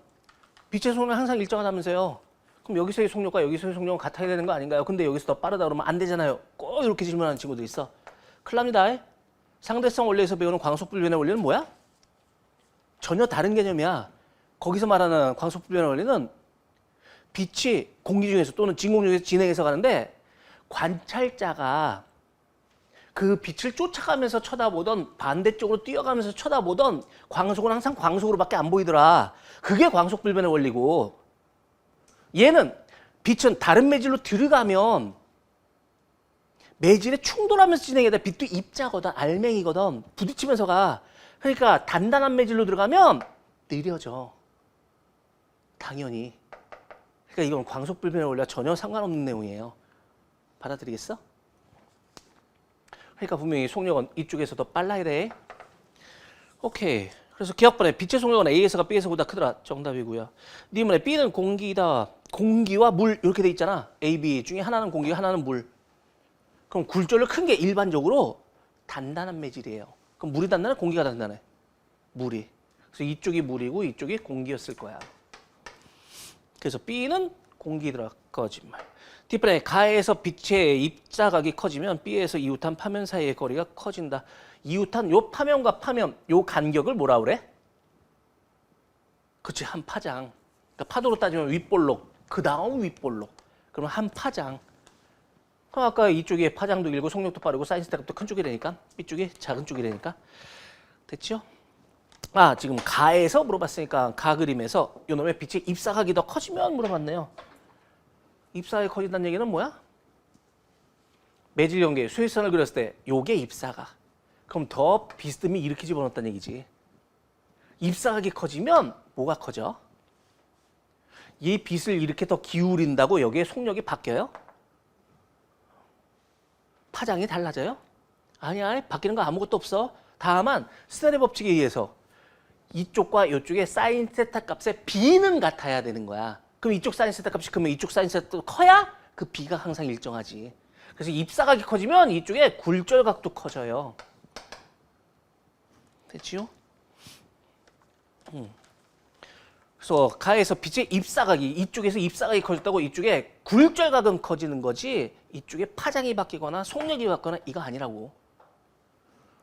되었죠? 변화 없어야 돼. 그래서 기억 반환 올바른 답이었다고. 오케이. 14번 문제는 선생님이 개념 완성 책 107번 문제와 같아요. 사실은 작년 수능 문제에 거의 흡사한 게 쓰였어요. 우리 지난 시간에 바로 열 에너지 파트 배웠잖아. 근데 선생님이 그래프를 그려줄 때 무슨 그래프 그려줬어? 열 에너지의 기본 그래프는 압력 부피 그래프라니까. 근데 지금 얘는 압력 온도 그래프잖아. 그러니까 이 그래프를 읽기에는 불편해. 익숙치 않아. 그러니까 이걸 실수를 주려면 얘를 이 그래프로 바꿔놓는 게 좋아요. 그게 훨씬 보기 편해. 왜? 여러분 이런 형태의 그래프는 자주 보게 되니까. 익숙해서. 쉽다가 아니라 익숙해서. 그럼 얘로 바꿔보자고. A에서 B로 가는 그 과정은 문제 부피가 일정한 과정. 넷째 줄에 그렇게 주어졌네. 부피가 일정한 거. 그런 변화를 우린 뭐라 그래? 정적 변화. 기억나요? 부피가 일정한 변화. 정적 변화. 근데 A에서 B로 가는 게 압력이 커지고 있어. 그러면 정적 변화이면서 부피는 안 바뀌면서 압력은 큰 쪽으로 바뀌는 건 이렇게밖에 못 그리는 거잖아. 그러니까 여기 A에서 지금 B로 가고 있더라. 이 말이 되죠. 자, B에서 C로 가는 요 과정은 뭐가 같아 여기? 온도가 일정해. 그럼 B에서 C로 가는데 온도가 일정하더라. 그럼 PV는 어떻게 그릴 거야? 반비례. 됐죠? 받아들이겠어? 온도를 PV로 바꾸려면 뭘 이용하면 된다고? 변환식. PV는 NRT. 그럼 T가 일정하다면 NRT도 일정한 거니까 PV도 일정. 그럼 PV 값은 반비례 관계. 이렇게 그려지는 거. 그러니까 이게 C로 바뀌었을까? B가 C로 바뀌는 이게 등온 과정이었을 거야. 다시 C에서 D로 가는 과정 역시 문제 넷째 줄에 역시 부피가 일정한 과정이래. 그러니까 부피가 일정 이렇게 위아래로 그려지는 거. 그 중에서도 압력이 C보다 D가 낮은 쪽. 그러니까 부피가 안 바뀌면서 압력은 낮은 쪽으로 바뀌는 건 이렇게 정적 변화겠네. D로 간 게 이 과정이었을 거야. D에서 A로 가는 과정 역시 온도가 안 바뀌는 뭐? 등온. 그러니까 여기도 반비례 곡선 요렇게. 됐나요? 이게 여러분이 보기 편한 그래프인 거야. 그럼 이제 다시 해보자. 거기 문제 아까 처음부터 쭉 안 읽었지만은 끝부분에 쳐다보시면 뭐 다 읽을 이유가 없어서. 여러분은 반드시 다 읽으셔야 된다. 자, 기체가 AB 과정에서 흡수한 열은 250줄이고 기체가 AB 과정에서 흡수한 열은 여기엔 열이 흡수가 돼. 열을 흡수해서 여긴 1해 안 해? 안 해요. 부피 바뀐 바가 없다니까? 그러니까 일 안 해. 전부 다 뭘로 바뀌어? 내부 에너지 증가로만 썼어. 그럼 흡수된 게 얼마? 250줄이라고 그러니까 여기에 내부 에너지 증가량이 250줄이었던 거야. 됐죠? 여기 뭐 등원 곡선이니까 여기 온도 T라고 합시다. 그게 위쪽 T 프라임으로 바뀐 거야 지금. 됐죠? 그 다음에 BC 과정에서 외부의 한일은 150줄이래. BC 과정 쳐다보면 등온 팽창이야. 등온 팽창이면 여기는 열을 흡수해서 뭐 쟤랑은 다르니까 이건 뭐 Q1, Q2 뭐 이런 식으로 나타내 볼까? 열을 흡수해서 여긴 1해 안 해? 해요. 이 밑에 면적만큼 일했어요. 일했어. 내부 에너지 증가돼야 안 돼. 증가 안 돼. 등온이라며. 그러니까 내부 에너지 변화량이 전혀 없어. 전부 다 이건 일한 양으로 쓴 거야. 그때 일한 양이 얼마라고? 150줄이래. 그러니까 여기 흡수한 양이 150줄이었던 거야. 일한 양이 150줄이니까. 됐죠? 다시 CD 과정 쳐다보면 여기는 열을 흡수해 방출해. 열을 방출해야 돼. 내부 에너지가 작아졌거든. 온도가 높은 쪽에서 낮은 쪽으로 떨어졌어. 그만큼 내부 에너지가 감소됐어. 그 내부 에너지 감소량만큼 열을 방출해야 된다고. Q3라고 해볼까? 받아들이겠어요? 일과는 전혀 상관이 없잖아. 부피는 안 바뀌었으니까. 일한 것도 아니고 받은 것도 아니고. 내부 에너지만 감소됐어. 그만큼 열을 방출시켜버려야 돼. 근데 이 방출된 양이 얼마일까? 여기에 내부의 증가량이라는 게 온도가 T에서 T'으로 바뀐 거야. 다시 C에서 D로 간 게 T'에서 여기는 등온이었으니까 T'에서 T로 바뀐 거야. 여기 변화량과 여기 변화량이 똑같잖니. 그럼 여기 흡수된 게 250이면 여기 방출된 게 얼마겠냐고. 250 방출됐다고. 다시 DA 과정 쳐다보시면 여기는 흡수야 방출이야? 방출돼야지. 여긴 일한 거야 받은 거야? 이 밑에 면적만큼 일을 받았어. 외부로부터 누군가 부피를 줄이는 압축시키는 일을 받은 거야. 그 일 받은 양만큼의 열을 방출시켜버려야 돼. 받아들이겠어요? 근데 이게 얼마인지 아마 여기 질문이겠지. 여기까지는 사실은 우리 지난 시간에 배운 사항이에요. 여기까지는 무슨 변화 이때 열을 흡수해가지고 뭘로 써, 내부의 증가로서 일한 양으로서 뭐 이런 것들 배운 거야. 그게 지난 시간에 처음 봤으니까 아직 덜 익숙할 뿐이겠지. 그러니까 사실 오늘 수업할 내용인 거지. 이따 해설 강의 끝나면 오늘 할 내용. 거기에 오늘 할 내용 중에 추가될 내용이 효율을 아직 여러분이 안 배웠어. 효율이란 놈은 들어간 열에서, 공급된 열에서 실제로 한 일의 양, 열기관이 또는 그 일의 양이라는 게 뭐 이거 Q1이라면 공급된 열량에서 공급된 거에 방출된 거 뺀 거. 그럼 거기에 문제 첫 줄에 열 효율이 0.25짜리라고 했으니까 요 효율이 4분의 1짜리라는 얘기네. 그럼 여기 총 공급된 열량 값은 알아요.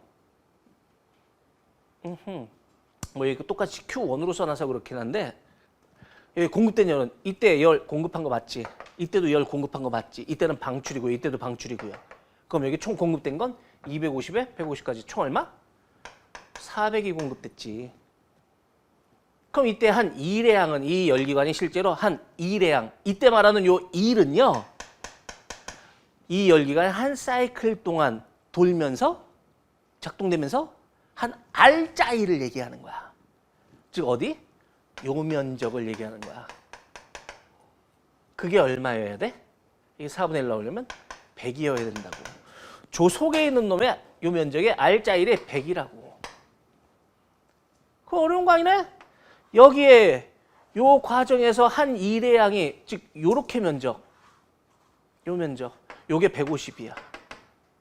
그 중에 요 네모난 요 놈의 면적이 100이야. 그럼 요 밑에 요 면적은 얼마겠냐고. 50. 그냥 요게 방출된 게 50이야. 그래서 디귿번에 DA 과정에서 기체가 외부로부터 받은 일의 양 요게 50이어야 된다고. 맞네요. 이번에 CD 과정에서 기체 내부 에너지는 감소하더라. CD 과정에서 내부 에너지 감소해야 되는 거 맞네요. 기억번에 기체 부피는 A에서가 C에서보다 크다. A랑 C를 놓고 보면 부피는 C 쪽이 분명히 큰 쪽, A가 작은 쪽. 그래서 니은 디귿번 원했던 답이었다고. 그러니까 사실은 아직은 지난 시간에 우리 조까지 배워서 무슨 면화 뭐 이런 것들 처음 들어봤으니까 덜 익숙한 데다 효율을 안 배워서 이 문제를 못 풀었던 거지. 여기까지는 그래프 변화시키는 것까지는 사실 여러분이 할 수 있었으면 싶었어요. 욕심일 뿐이지. 오케이. 15번 문제는 선생님의 실전 문제 풀이책 193번 문제하고 같아요. 광섬유. 그림은 단속광 X가 매질 B로 둘러싸인 매질 A에서 진행하는 모습을 나타내는 것이다. X는 점 P에서 이렇게 돼 있는 섬유를 보고 우리는 광섬유 이렇게 부른다. 그걸 확대시켜서 지금 그려놓은 것 뿐이지. X는 점 P에서 입사 세타 원으로 입사해서 전반사 한 후에 어머! 전반사가 나왔다. 전반사가 되기 위한 필요 조건 두 가지. 뭐? 반드시 굴절률이 큰 쪽에서 굴절률 작은 쪽으로 갈 때만이 전반사가 가능해요. 그러니까 매질 A가 있고 매질 B가 있는데 여기서 전반사가 됐다는 얘기는 매질 A의 굴절률이 B보다는 무조건 큰 쪽이에요. 뭐 요 문제 속에서는 따로 물어보지 않았지만은 굴절률 물어보는 문제 당연히 잘 나요. 그러니까 거기까지는 해둘 수 있어야 돼요. 두 번째는 반드시 요놈의 입사각이 임기각보다 커야만 전반사가 벌어져요. 근데 여기 전반사가 됐다는 얘기는 지금 세타 원값은 이미 임계각보다 크다는 얘기인 거지. 거꾸로 얘기해서 임계각은 세타 원보다도 작다는 얘기지. 됐지요? 그 뒤에 점 QR에서 각각 입사가 세타 2, 3로 입사하더라. Q2 값이 Q1보단 크고요. 요 각은 더 크대요. 그럼 아까 요 조건 굴절을 큰 데서 작은 쪽으로 가는 거, 여기서도 큰 데서 작은 쪽으로 가는 거. 그럼 여기서도 나갈 때 큰 쪽에서 작은 쪽으로 진행해서 첫 번째 조건 해결됐고요. 이미 이게 임기각보다 크면 이게 세타2는 1보다도 크다고 그랬으니까 여기도 임기각보다 커요. 그럼 여기 무조건 뭐밖에 안 돼? 전반사밖에 안 벌어져요. 그러면 거기에 두 곳 중에서 한 곳에서만 전반사가 벌어진다고 그랬으니까 여기는 전반사가 벌어지는 거고 여기는 전반사가 안 벌어지는 거지. 됐나요? 여긴 전반사가 안 벌어지고 일부가 굴절돼서 이렇게 나갔을 거예요. 이 부분이 지금 생략된 거랑 같아.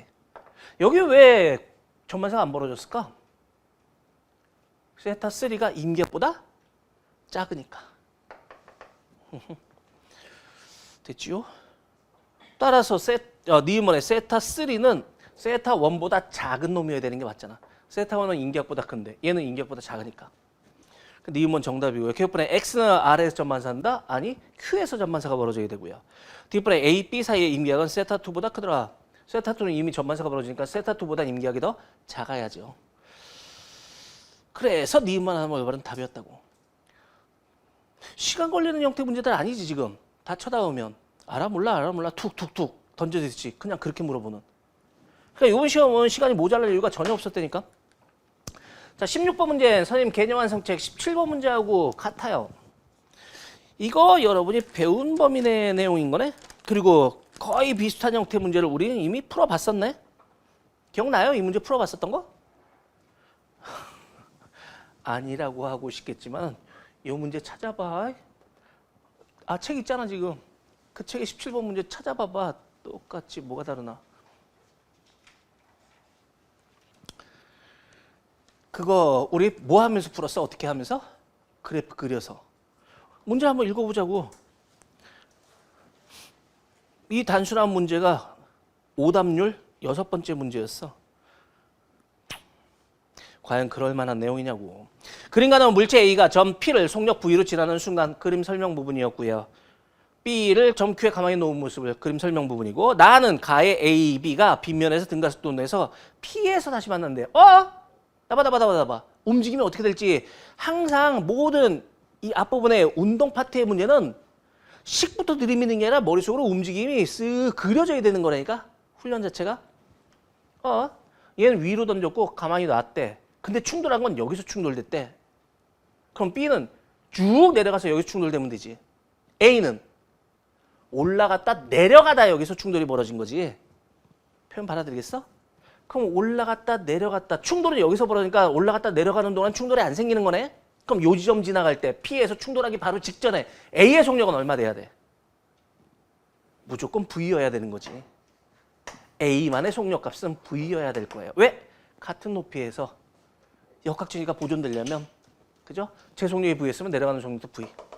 하나 더.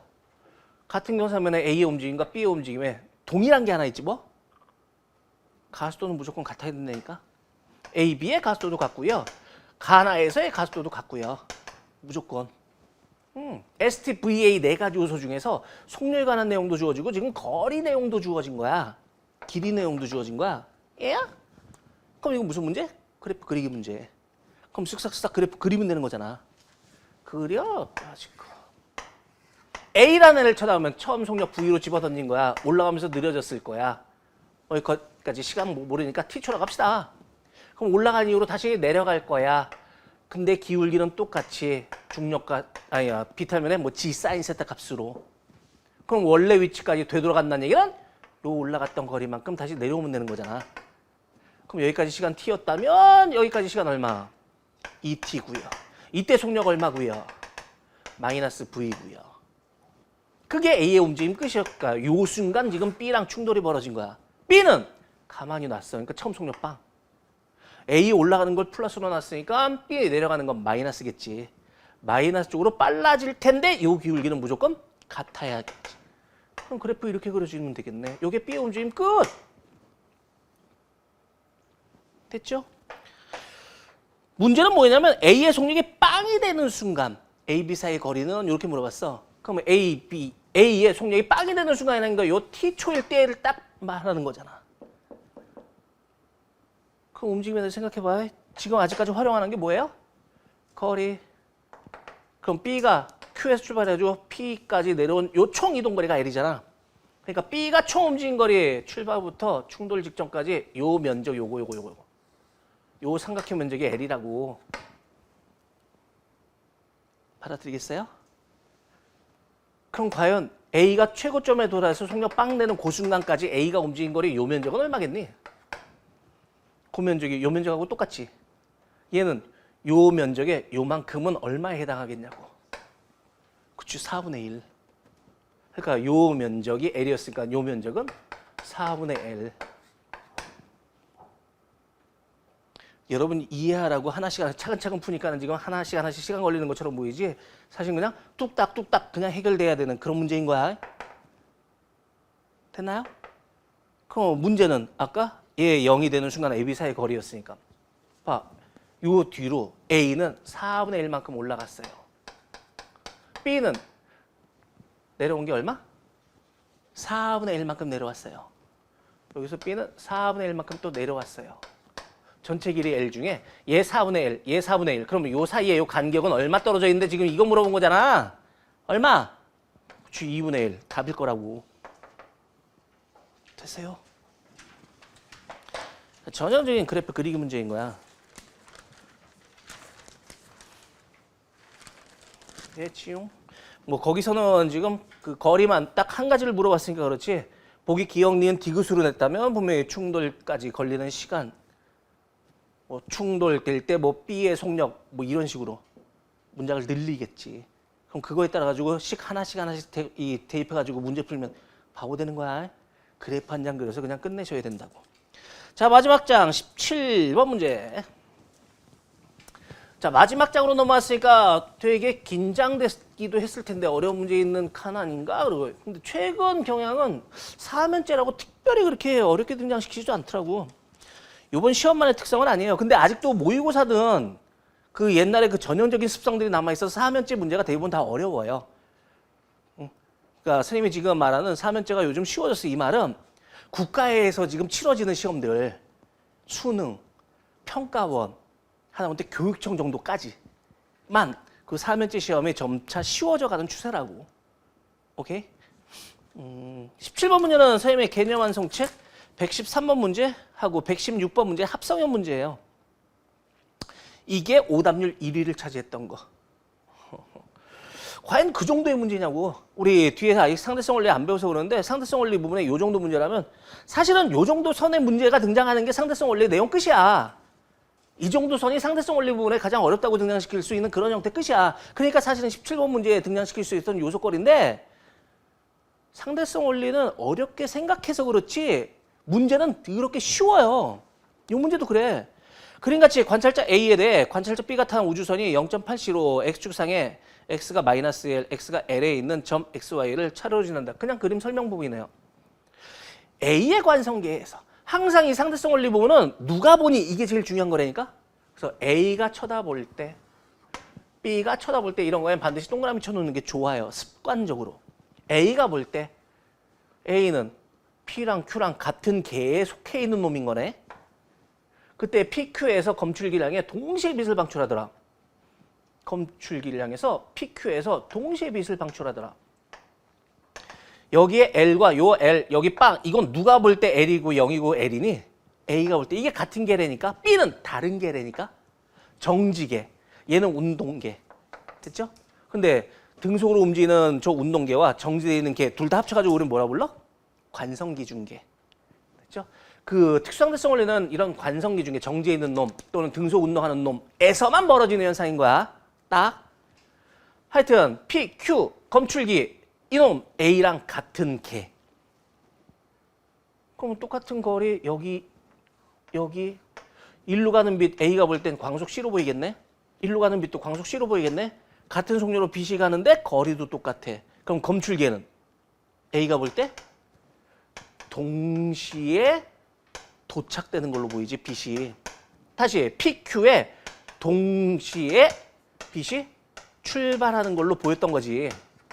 검출기량에서 동시에 빛을 방출한다. 그러니까 동시 출발은 당연한 말이잖아. 준조건이니까.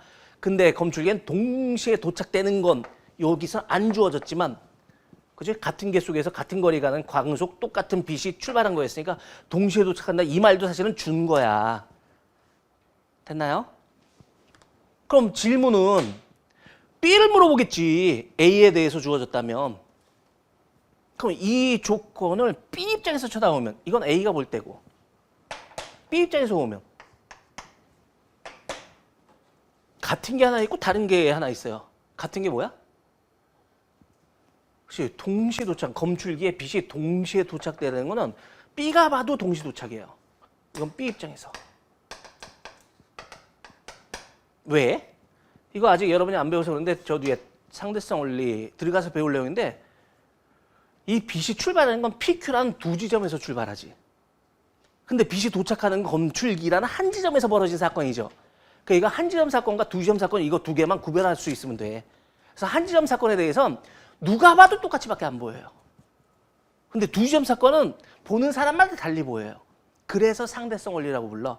상대적으로 똑같은 사건을 쳐다봤는데 얘가 보는 입장하고 제가 보는 말이 다른데? 근데 둘 다 거짓말한 게 아니라 둘의 입장에선 진실인데? 그러니까 누구의 말을 버릴 수가 없으니까 내 입장은 이래, 네 입장은 이래. 상대적인 기술을 하자. 그게 상대성 원리라고. 그래서 한 지점 사건이 동시 도착은요. B가 봐도 동시 도착해, 검출기에는. 그럼 이걸 동시에 도착하게 만들려면 B는 빛이 PQ에서 동시에 출발해야 돼? 그건 아니야. 왜? B 입장에서 오면 G가 앞으로 가. 그럼 B가 쳐다보는 입장에서 오면 PQ가 검출기가 이쪽으로 와. P라는 지점, 검출기라는 지점, Q라는 지점에 이것들이 얘 입장에서 오면 자기 쪽으로 다가와. 즉 검출기가 자기 쪽으로 와. 그럼 P라는 빛은 여기서 출발한 게 맞고요. Q라는 빛도 여기서 출발한 게 맞거든? 빛은 여기서 출발해서 가. 여기 출발해서 가. 어머! 근데 검출기가 자기 쪽으로 다가와서 빛을 만나. 그럼 P에서 온 빛은 다가가서 만나는 거고 Q에서 온 빛은 멀어지다 만나는 거니까 이게 동시에 도착하게 만들려면 어느 쪽 빛이 먼저 켜져야 돼? Q 쪽 빛이 먼저 켜져야 돼. 그래서 B 입장에서 오면 이건 Q 빛이 먼저 방출된 거야. 한 지점 사건, 두 지점 사건 이건 구별해서 알아두셔야 된다. 됐지요? 자, B의 관성계에서도 말이 주어진 게 있네요. B 관성계 입장에서 전하면 XY는 우선의 D를 동시에 지난대요. 그러니까 우주선을 이렇게 B 입장에서 보면 어머 자기 입장에서 봤더니 우주선이 이렇게 걸쳐 지나가는 구조가 되는 거야. 다시 나 받아. A가 봤을 때 B가 X, Y의 앞과 뒤에 동시에 지나게 된다면 A가 보는 입장에 저 우주선의 총 길이는 얼마예요? 2L이야.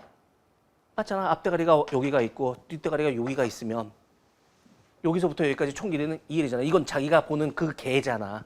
그러니까 요 길이는 총 2L이어야 되는 거야. A가 볼 때는. 근데 B 입장에서 볼 땐 여기 걸쳐졌을 때 요 길이는 2L이야? 아니야. 왜? 그치. 정지한계에서 빠르게 운동하는 쪽으로. 얘 입장에서 보면 내가 정지된 거고 바깥 걔가 막 뒤로 하는 거라니까. 빠르게 운동하는 쪽을 쳐다보면 길이 수축이 생기니까. B 입장에서 본 요 길이는 2L보다 작아야 돼요. A가 볼 때 저 길이는 2L이 맞고요. 됐죠? 다 풀었네. 그래서 기억번에 P와 Q에서 방출된 빛은 검출기에 동시에 오른다. B가 봐도 이건 동시에 도착해야 된다고. 왜? 한 점 사건이라서. 니번에 P에서 방출된 빛이 검출기에 도달하는 데 걸린 시간은 C분의 L보다 크더라. P에서 방출된 빛이 B가 보는 입장이야. 검출기에 도달하는 데까지 걸린 시간은 B가 봐도 빛이 가는 이 속력은 광속 C지. 누가 봐도 광속은 광속이야. C분의 속력분의 거리 해준 게 시간이잖아.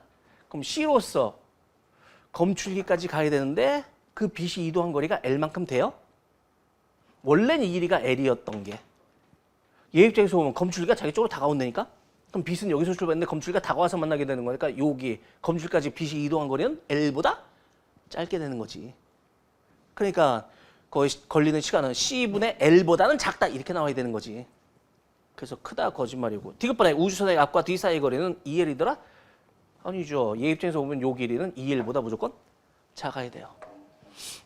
그래서 기억반응은 올바른 답이었다고. 뭐 상대성 원리 이 정도 문제라면 굉장히 그냥 편하게 여러분이 푸셨어야 돼요. 근데 거의 대부분의 문제가 요 정도 수준을 요구하고 있어요. 이거보다 더 어렵게 내지도 않고요. 요거보다 더 쉽게 내면 문제가 좀 유치해지고요. 딱 그래. 자, 18번 문제. 18번 문제는 여러분이 배운 거지. 운동 2법칙. 선생님 책에 실전 문제 풀이책에 43번 문제하고 거의 같지요. 오답률 4위짜리. 아, 17번 문제 아까 그 문제가 오답률 1번이었어. 과연 그 정도로 어려웠던 문제? 아니 상대성 원리 여러분이 안 배워서 그렇지 배우고서 저 문제를 쳐다봤으면 그냥 편하게 푸셨을 수 있는 그런 문제였던 거야. 18번 문제는 그림 가하는 물체 ABC를 실 PQ로 연결하고 A의 수평방향 일정한 힘 30N 작용해서 물체가 등가속도 운동하는 모습을 나는 가에서 A에 작용하는 힘 30N을 제거한 후에 물체가 등가속도 운동하는 모습을 나타낸 것이다. ABC의 질량 각각 1kg, 2kg, 2kg이고 다 그림 설명 부분이었는데 빠진 건 다 쳐넣으라고 그랬잖아. 그림 속에다가. 다 있는데 30N 당긴다 뭐 이 말도 있는데 질량이 1, 2, 2라는 건 그림에 없네. 그럼 써. 그냥 1kg, 2kg, 2kg, 1kg, 2kg, 2kg 이거 쓰는데 뭐 시간 얼마나 걸린다고. 그리고 그림만 놓고 풀 수 있게끔. B의 가속도 크기는 가에서가 나에서의 2배다. 다 그림 설명 부분인데. 그림에 빠져있는 요소거리. 거기가 문제? 출발점. 그럼 여기 문제 출발점은 얘가 출발점이네. 가속도가 가에서가 나에서의 2배다. 그럼 나에서의 가속도를 A라고 한다면 가는 2A. 이게 출발점이네. 전형적인 운동 2법칙 그림 아니에요? 그지? 전형적인 운동 2법칙 그림이라면 풀 수 있는 방식은 두 가지라고 그랬어. 뭐? 운동 2법칙으로 풀던지 아니면 일과 에너지로 풀던지. 둘 중에서 뭘로 풀지를 선택하는 건 밑에 보기를 보고. 얘는 일과 에너지로 문제 안 풀릴 거예요. 왜? 만약 속력을 물어보거나 질량을 물어보거나 뭐 높이를 물어보나 이런 요소거리들이라면 일과 에너지에 들어있는 요소니까 일과 에너지로 푸는 게 훨씬 빠르고 편하다니까? 같은 문제 풀더라도. 근데 시간을 물어보거나 장력을 물어보거나 이랬을 때는 일과 에너지는 해결이 안 난다니까? 그때는 운동 2법칙으로밖에 문제가 안 풀린다니까? 근데 거기 니은번에서 P가 A를 당기는 힘의 크기, 뭐 디귿번에서 Q가 B를 당기는 힘의 크기, 장력 물어봤잖아. 그럼 얘는 전형적인 그냥 2법칙. 됐어요? 이게 운동 2법칙으로 문제 풀겠다 마음 없으면 뭐부터 찾는 거라고? 가속도부터 푸는 거라고. 그럼 여기에 EA 값이라는 건 총객체 얼마 움직여? 5kg가. 힘 얼마 때문에? 얘 이쪽으로 30N이 열라 당겨. 근데 얘는 안 올라가려고 밑으로 무게가 20N이 작용해. 끝이야? 아니죠. 비탈면에 얹어져 있는 건 비탈면 타고 내려가려는 힘도 있는 거잖아. 근데 이 각도를 모르니까 여기에 G 사인 세타 값을 구할 수가 없잖아. 아하. 그럼 어떻게? 그럼 비탈면 타고 내려가려는 힘은 F 있구나. 그냥 이렇게 놓고 풀면 되지. 미지항이 그러면 여기 가속도에 대한 게 미지항이 하나 있고 힘에 대한 미지항이 하나 있으니까 방정식 하나로는 해결이 안 나겠지. 그래서 이 상황이 하나 더 주어진 걸 거야. 그럼 여기에 힘은 저쪽으로 당기는 힘 30N에서 이건 같은 방향으로 작용되는 힘이니까 F 더해주고요. 이거는 C의 무게 반대편으로 20N 작용하는 건 뒤에서 당기는 꼴이 되는 거니까 마이너스 21태고요. 됐지요? 그럼 나그림 넘어가서 역시 가속값은 총객체는 여전히 5kg가 움직이고요. A를 뒤에서 당기는 힘은 이제 사라졌고요. B가 비탈면 타고 내려가려는 요 F는 여전히 존재하고요. C 무게 20N도 여전히 존재하고요. 그럼 이때 힘은 F에서 20 빼야 돼? 20에서 F 빼야 돼? 이게 이제 약간 절로 이렇게 움직여가던 게 이제 이쪽으로 움직여가고 있잖아. 그럼 힘은 20N이 커야 돼? F가 더 커야 돼? 20N이 더 커야 돼. 그러니까 이때는 20 빼기 F 이렇게 내주면 되지. 다 했네? 그럼 얘에 비해서 얘가 가속가 2배 크니까는 얘 2배 해주면 5분의 40 마이너스 2F 이렇게 돼주겠네? 그럼 5 없애고요. F 이쪽으로 몰아주면 3F 값이 여기 10 남고 넘기면 30 남겠네? 그럼 F는 얼마? 10N. 얘 비탈면 타고 스르르 내려가려는 그 힘이 10N 있었을 거예요. 그럼 A는 얼마? A는 요게 10이니까 5분의 10 남겠네? 2 되겠네? 그럼 이때는 전체 가속값이 2고요. 그거에 얘는 2배라고 그랬으니까 여기는 가속값이 얼마? 4고요. 그래서 기억번에 가에서 가속도는 4. 뭐의 가속도? 이 말에 속으면 큰일 난다고 그랬습니다. 가속도는 어차피 전체를 구하는 거라고 그랬어. 그래서 4고요. 네 이번에 P가 A를 당기는 그는 가에서가 나에서 열세 배이더라. P가 A를 요줄에 걸린 장력 찾으라는 얘기네. 그러면 항상 우리 했던 게 가속도 구하고 두 번째 하는 일 강물체 알짜임 구하고.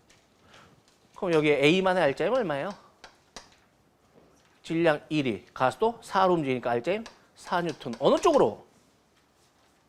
왼쪽으로 1로 가면서 빨라져야 되니까. 그럼 요줄에 걸리는 장력이라는 건 왼쪽으로 30이 열라 당겨. 뒤에서 내 장력 값으로 당겼을 때 남는 게 왼쪽 4가 남아야 되는 거잖아. 그러니까 여기 장력은 얼마야? 26N 이렇게 돼주겠지. 얘도 마찬가지네. 그럼 얘 알짜임은 얼마야? 질량 1이 가속도 2로 움직였으니까 알짜임 2N. 어느 쪽으로? 오른쪽으로. 그럼 요줄에 걸리는 장력 값이라는 건? 얘 하나 알짜임 2N만 만들어줄 수 있으면 되는 거잖아. 그러니까 얼마? 2N. 그러니까 얘에 비해서 얘가 몇 배니 물어봤으니까 이게 13배. 맞잖아. 우리 운동 2법칙에서 배운 사항이에요. 그죠? 응. 뒷번에 가에서 Q가 B를 당기는 힘의 크기. 가 그림에서 Q가 B를 당기는 거. 이걸 이쪽 걸로 계산하려고 들면 바보 된다고 그랬다. 하나짜리 움직이는 거 찾는 게 더 편하다니까? 어디? 얘에 대해서 찾아보면 되잖아. 이제 얘 알짜임은 얼만데? 질량 2가 가속도 4로. 그러니까 8N. 어느 쪽으로? 아래로. 그럼 얘 무게 밑으로 20 작용해. 이 줄이 얼마로 당겼길래 밑으로 8N 남았니? 요 말하고 똑같잖아. 그럼 여기 얼마? 12N. 아니다? 맞나? 아, 저쪽이구나. 미안. 알짜임이 이쪽이지. 1로 끌려가야 되니까. 그러려면 20을 이겨내고 알짜임 8을 절로 줄 만큼이니까 요 줄이 당기는 건 28N 이렇게 돼주겠지. 다 맞네. 그래서 기억, 니은, 이거 다 답이라고. 전형적인 운동 2법칙 계산하는 건 우리 운동 2법칙 부분에서 한창 많이 계산했었어요. 이런 형태 문제는. 다시 또 나와. 운동 2법칙. 이런 형태 문제는 문제 읽어가면서 시스템계 전체, 이건 전체 개가 하나야, 두 개야, 세 개야.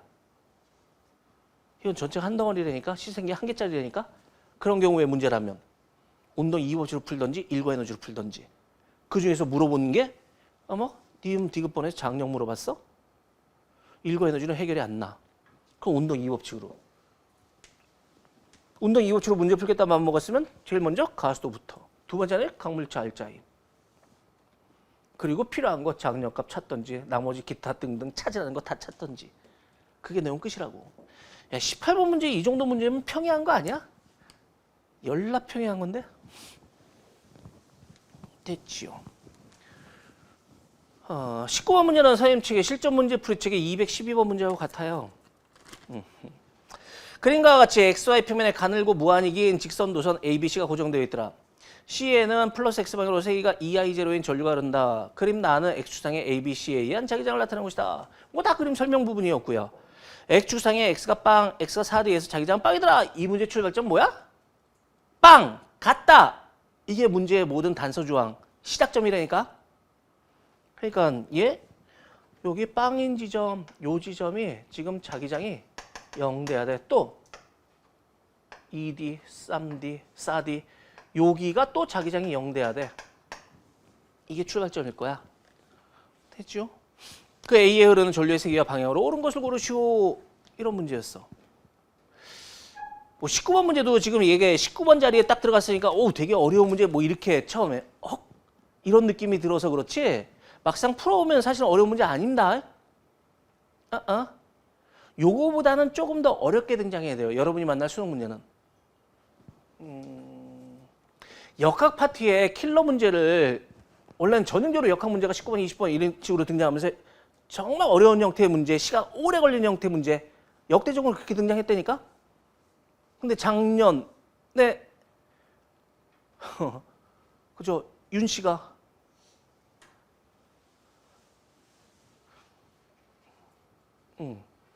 킬러 문제 없애라고 주문하는 바람에 그 19번, 20번 문제 역학 파트에 정말 어려운 문제를 못 내.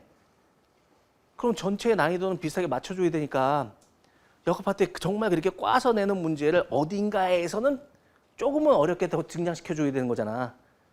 그렇게 선택될 수 있는 부분이 자기장 파트예요.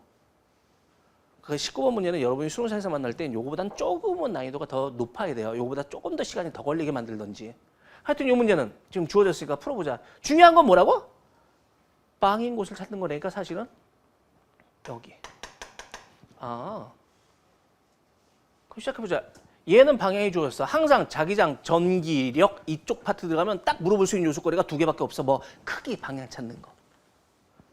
그럼 C는 크기, 방향까지 다 주어졌어. A, B가 안 주어졌어. 그지? 그럼 여기 가서 빵이래. 나봐. 얘를 쳐다보면 빵이 여기 이제 문제 출발점이야. 빵에서 오른쪽으로 갔더니 와 플러스 자기장이 무척 세죠. 나오는 걸 양으로 하겠대요. 나봐.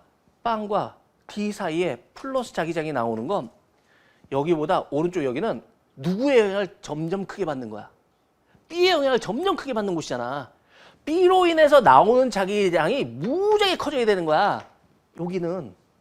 그럼 B로 인해서 이쪽 지역에 나오는 자기장을 만들려면 B는 전류가 위로 흘러야 돼? 밑으로 흘러야 돼? 저 위로. 직선도 엄지손가락 전류, 내 손가락 자기장. 올라오는 걸 강하게 만들려면 B는 무조건 전류가 윗방향으로 흘러야 돼요. 되었나요? 그럼 출발점은 여기 빵이라고 했으니까 봐봐. B로 인해선 모르겠 전류의 세기는 모르니까 I, B라고 하자. 그 B로 인해서는 여기 무조건 B로 인해서는 여기 무조건 올라오는 자기장이 만들어져야 돼. C로 인해서도 요 지점은 무조건 올라오는 자기장이 만들어져야 돼. 요 0이라는 지점이. 5라는 지점이.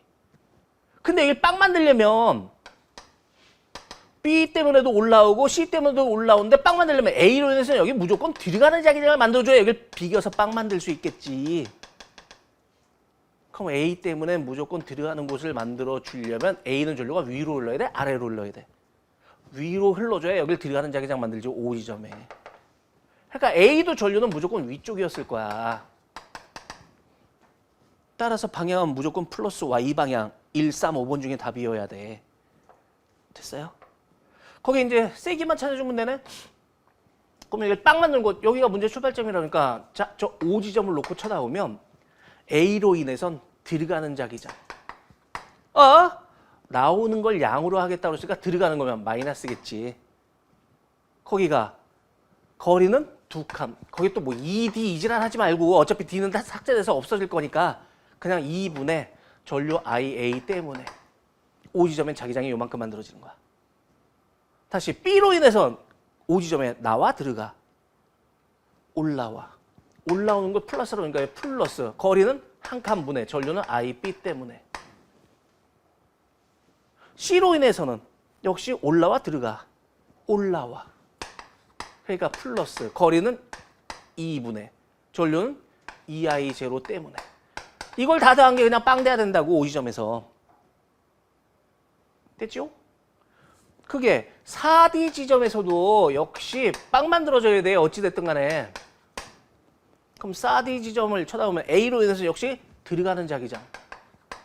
즉 마이너스. 거리는 하나, 둘, 셋, 넷, 다섯, 6칸.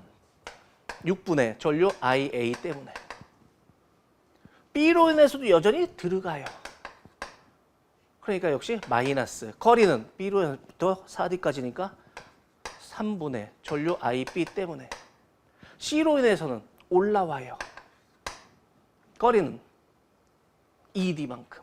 올라오는 거니까 플러스에 2분의 2I 제로. 연립하시오. 이게 끝일 거야. 통문시키자. 2를 다 곱해버리면 마이너스 IA 플러스 2IB 플러스 2 없애면 2 곱해주면 2I 제로 값이 빵일 테고요. 다시 얘도 6으로 다 통문시켜버리면 6을 곱해주면 마이너스 IA 값 마이너스 2IB 값 플러스 6I 제로 값이 빵이었을 거라고. 됐죠? 이거 더해주면 없어지고 마이너스 2IA 값 플러스 8I 제로 값이 0 돼줘야 되니까 IA는 얼마야? 4I 제로. 답일 거예요. 그래서 1번이 원했던 답. 됐어? 요번 시험에 그나마 조금 이렇게 나열하면서 방정식 계산해야 되니까 시간 조금 걸릴 수 있는 건 18, 19, 20 이게 다야. 그러니까 요번 시험에서는 시간이 모자랄 이유가 없어요. 됐죠? 방향 찾고 크기 찾고 그게 다르니까. 자, 마지막 20번. 마지막 20번 문제는 선생님의 개념 완성책의 88번 문제 또는 실전 문제 풀이책의 99번 문제하고 같아요. 개념 완성의 88번에서 요거 비슷한 형태에 풀었었을 거야.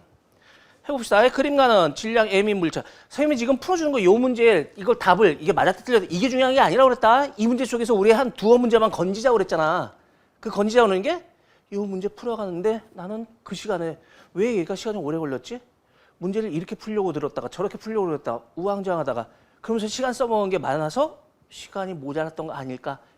그렇다면 선생님이 지금 풀어가는데 어디서가 출발점에서 어떤 식으로 파고들지 그걸 지금 보라는 거야. 문제 풀 때. 그러니까는 질량이 M인 물체가 점 P에서 최고점까지 빗면을 따라 올라가는 모습을 맞아도 맞춘 게 아닐 수도 있다니까 시간 오래 걸리게 풀면 올라가는 모습을 그림 설명 부분이네. 질량 M인 놈이 그림에 빠져 있으니까 M 나 같으면 이렇게 쓸 것 같다고.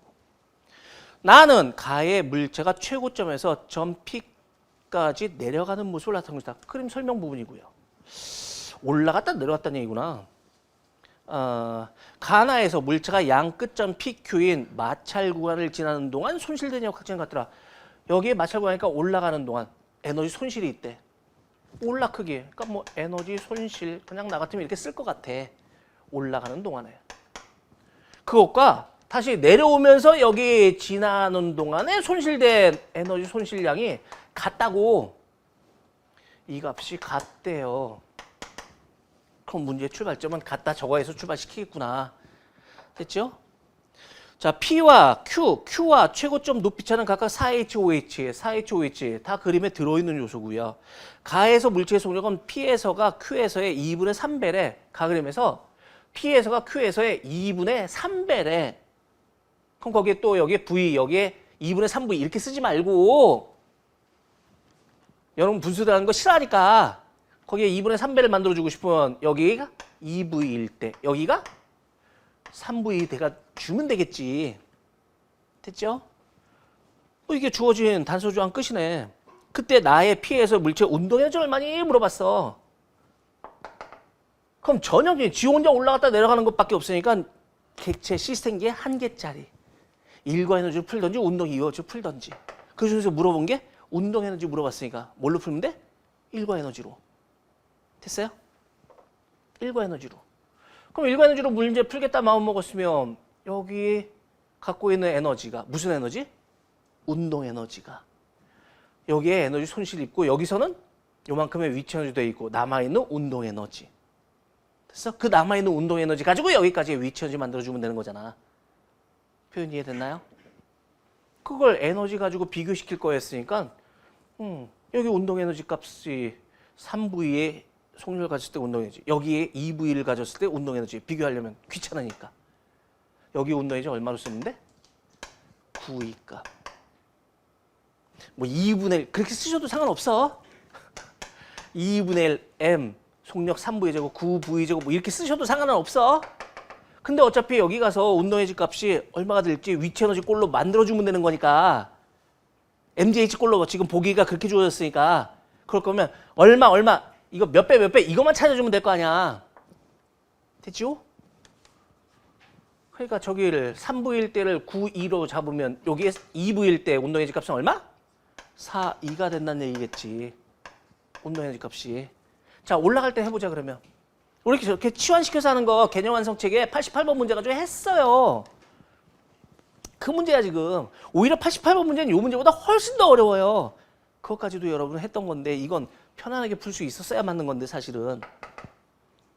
그 88번 문제는 이렇게 올라갔다 내려갔다 이거에 운동량 충격의 내용을 붙여가지고 만들어진 그 한 문제였어. 그 88번 문제 그럼 얘는 일부분만 물어본 꼴인 거잖아. 그럼 이 문제는 그거보다 훨씬 더 편하게 풀었었어야 맞겠지. 자, 올라갈 때 봐. 처음에 에너지는 9,2의 운동 에너지 갖고 있었어. 거기서 올라가면서 에너지 손실이 생겨. 요만큼. 그래서 Q점에 도달하면 운동 에너지가 4,2가 남아. 끝이야? 아니야, 저기서는 위치 에너지도 있어요. 질량 M짜리 했으니까 M, G 높이 4H의 위치 에너지가 만들어져. 됐죠? 그 이후로 더 올라가게 되는 건 요 지점에서 갖고 있던 그 4,2의 운동 에너지가 여기에 위치 에너지 이만큼 만들어준 거잖아요. 여기가 섰으니까 운동 에너지 다 없어졌잖아. 위치 에너지만 얼마? mg OH 만들어졌다고. 됐죠? 그럼 4,2가 mg OH니까 이 값 전체 다 더하면 얼마야? 9mgh 된다는 얘기일 테고요. 여기에 9,2짜리도 있으니까 아이씨 귀찮다요. 그럼 2는 얼마야? 4분의 5 mgh니까 9,2는 얼마야? 4분의 9, 45. 45 mgh 값을 얘기하는 거겠네. 다 했다? 그럼 요게 4분의 45 mgh. 그럼 얘 넘겨주면 에너지 손실 값은 4분의 45에 얘는 넘기면 94, 36 빼기 36 mgh 값 된다는 얘기잖아. 됐어요? 한 번만 더 쓰자. 얘가 얼마란 얘기야? 4분의 9 mgh 값이란 얘기네. 자, 올라갈 때 이제 다 끝났고 내려가는 것만 하면 되겠네? 내려가는 건.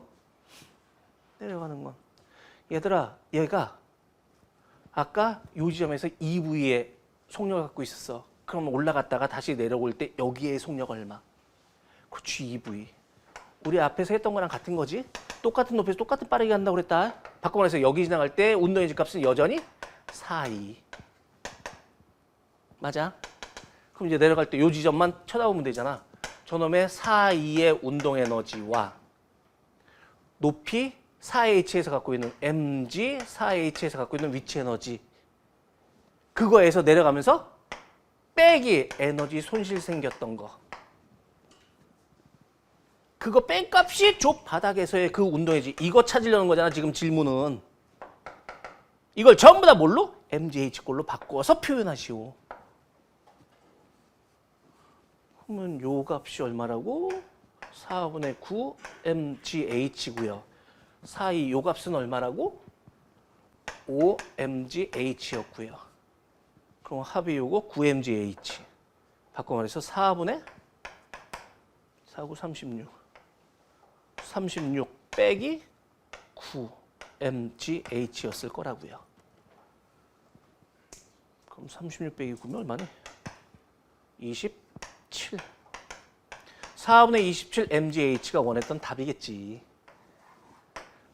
하나하나 차근차근 계산하려고 뭐가 되게 많아 보이는데 사실은 길어질 내용도 아닙니다 그냥 단순하게 어머 시생계 한 개짜리가 올라갔다 내려와 지 혼자 움직여 일관에너지 풀던지 운동이 이법칙을 풀던지겠구나 그 중에서 운동에너지 물어보니까 일관에너지 쓰겠구나 그 중에서 외력이 존재할 때구나 그러니까 사실은 이렇게 써서 그렇지 뭐야? 잃어버린 에너지는 여기 잃어버린 에너지라는 건 처음 가졌던 요 에너지는 아니다 이거 외력이 존재할 때구나 그럼 우리 뭘로 풀겠어? 외력이 한 일은 얻어진 에너지 또는 잃어버린 에너지 그럼 마찰이 일을 한 거니까 잃어버린 에너지는 그럼 처음 가졌던 거에서 나중에 남은 거 뺀값만큼 잃은 거겠지 그거 정리한 거야 그리고 그 이유는 중력만 유지할 때니까 잃어버린 에너지 뭐? 운동 에너지 얻어진 에너지 위치 에너지 그거 이퀄 놓고 푼 거밖에 없어요 몽땅 다 됐어요? 그러니까 일과 에너지 문제도 사실은 20번 문제 정도라면 그냥 편안하게 여러분이 풀었었어야 맞지 않을까 싶어요 오케이? 여기까지가 여러분이 배운 사항이었어 그래서 여러분이 배운 내에서의 문제는 사실은 20번, 18번 그죠? 16번, 11번, 8번, 4번 그게 끝이었다고 근데 그 6문제는 사실은 여러분이 풀었었어야 맞지 않을까 싶다고 다 우리 연습했던 거고 배웠던 거고 그랬었기 때문에 됐네요 하여튼 3월 교육청 모의고사 보느라고 되게 고생 많았는데 처음 모의고사라서 3학년 올라와서 처음 치러지는 모의고사라서 긴장도 많이 했을 테고요 아하. 뭐 시험에 대한 두려움도 있었을 테고요 고생 많았는데 그 고생 많았던 걸로 끝나면 이 시험은 의미가 없어요 이 시험을 통해서 아까 처음 얘기했던 것처럼 뭐 건지는 문제가 있어야 되는 거야 그 중에서 나 배웠던 부분인데 이건 왜 틀렸지? 그 두 문제만 골라가지고 그걸 여러분 걸로 다시 소화시켜 놓으시라고 꼭 오케이? 됐어요? 고생했네요 다음은 6평 때 해설 강의에서 보도록 하죠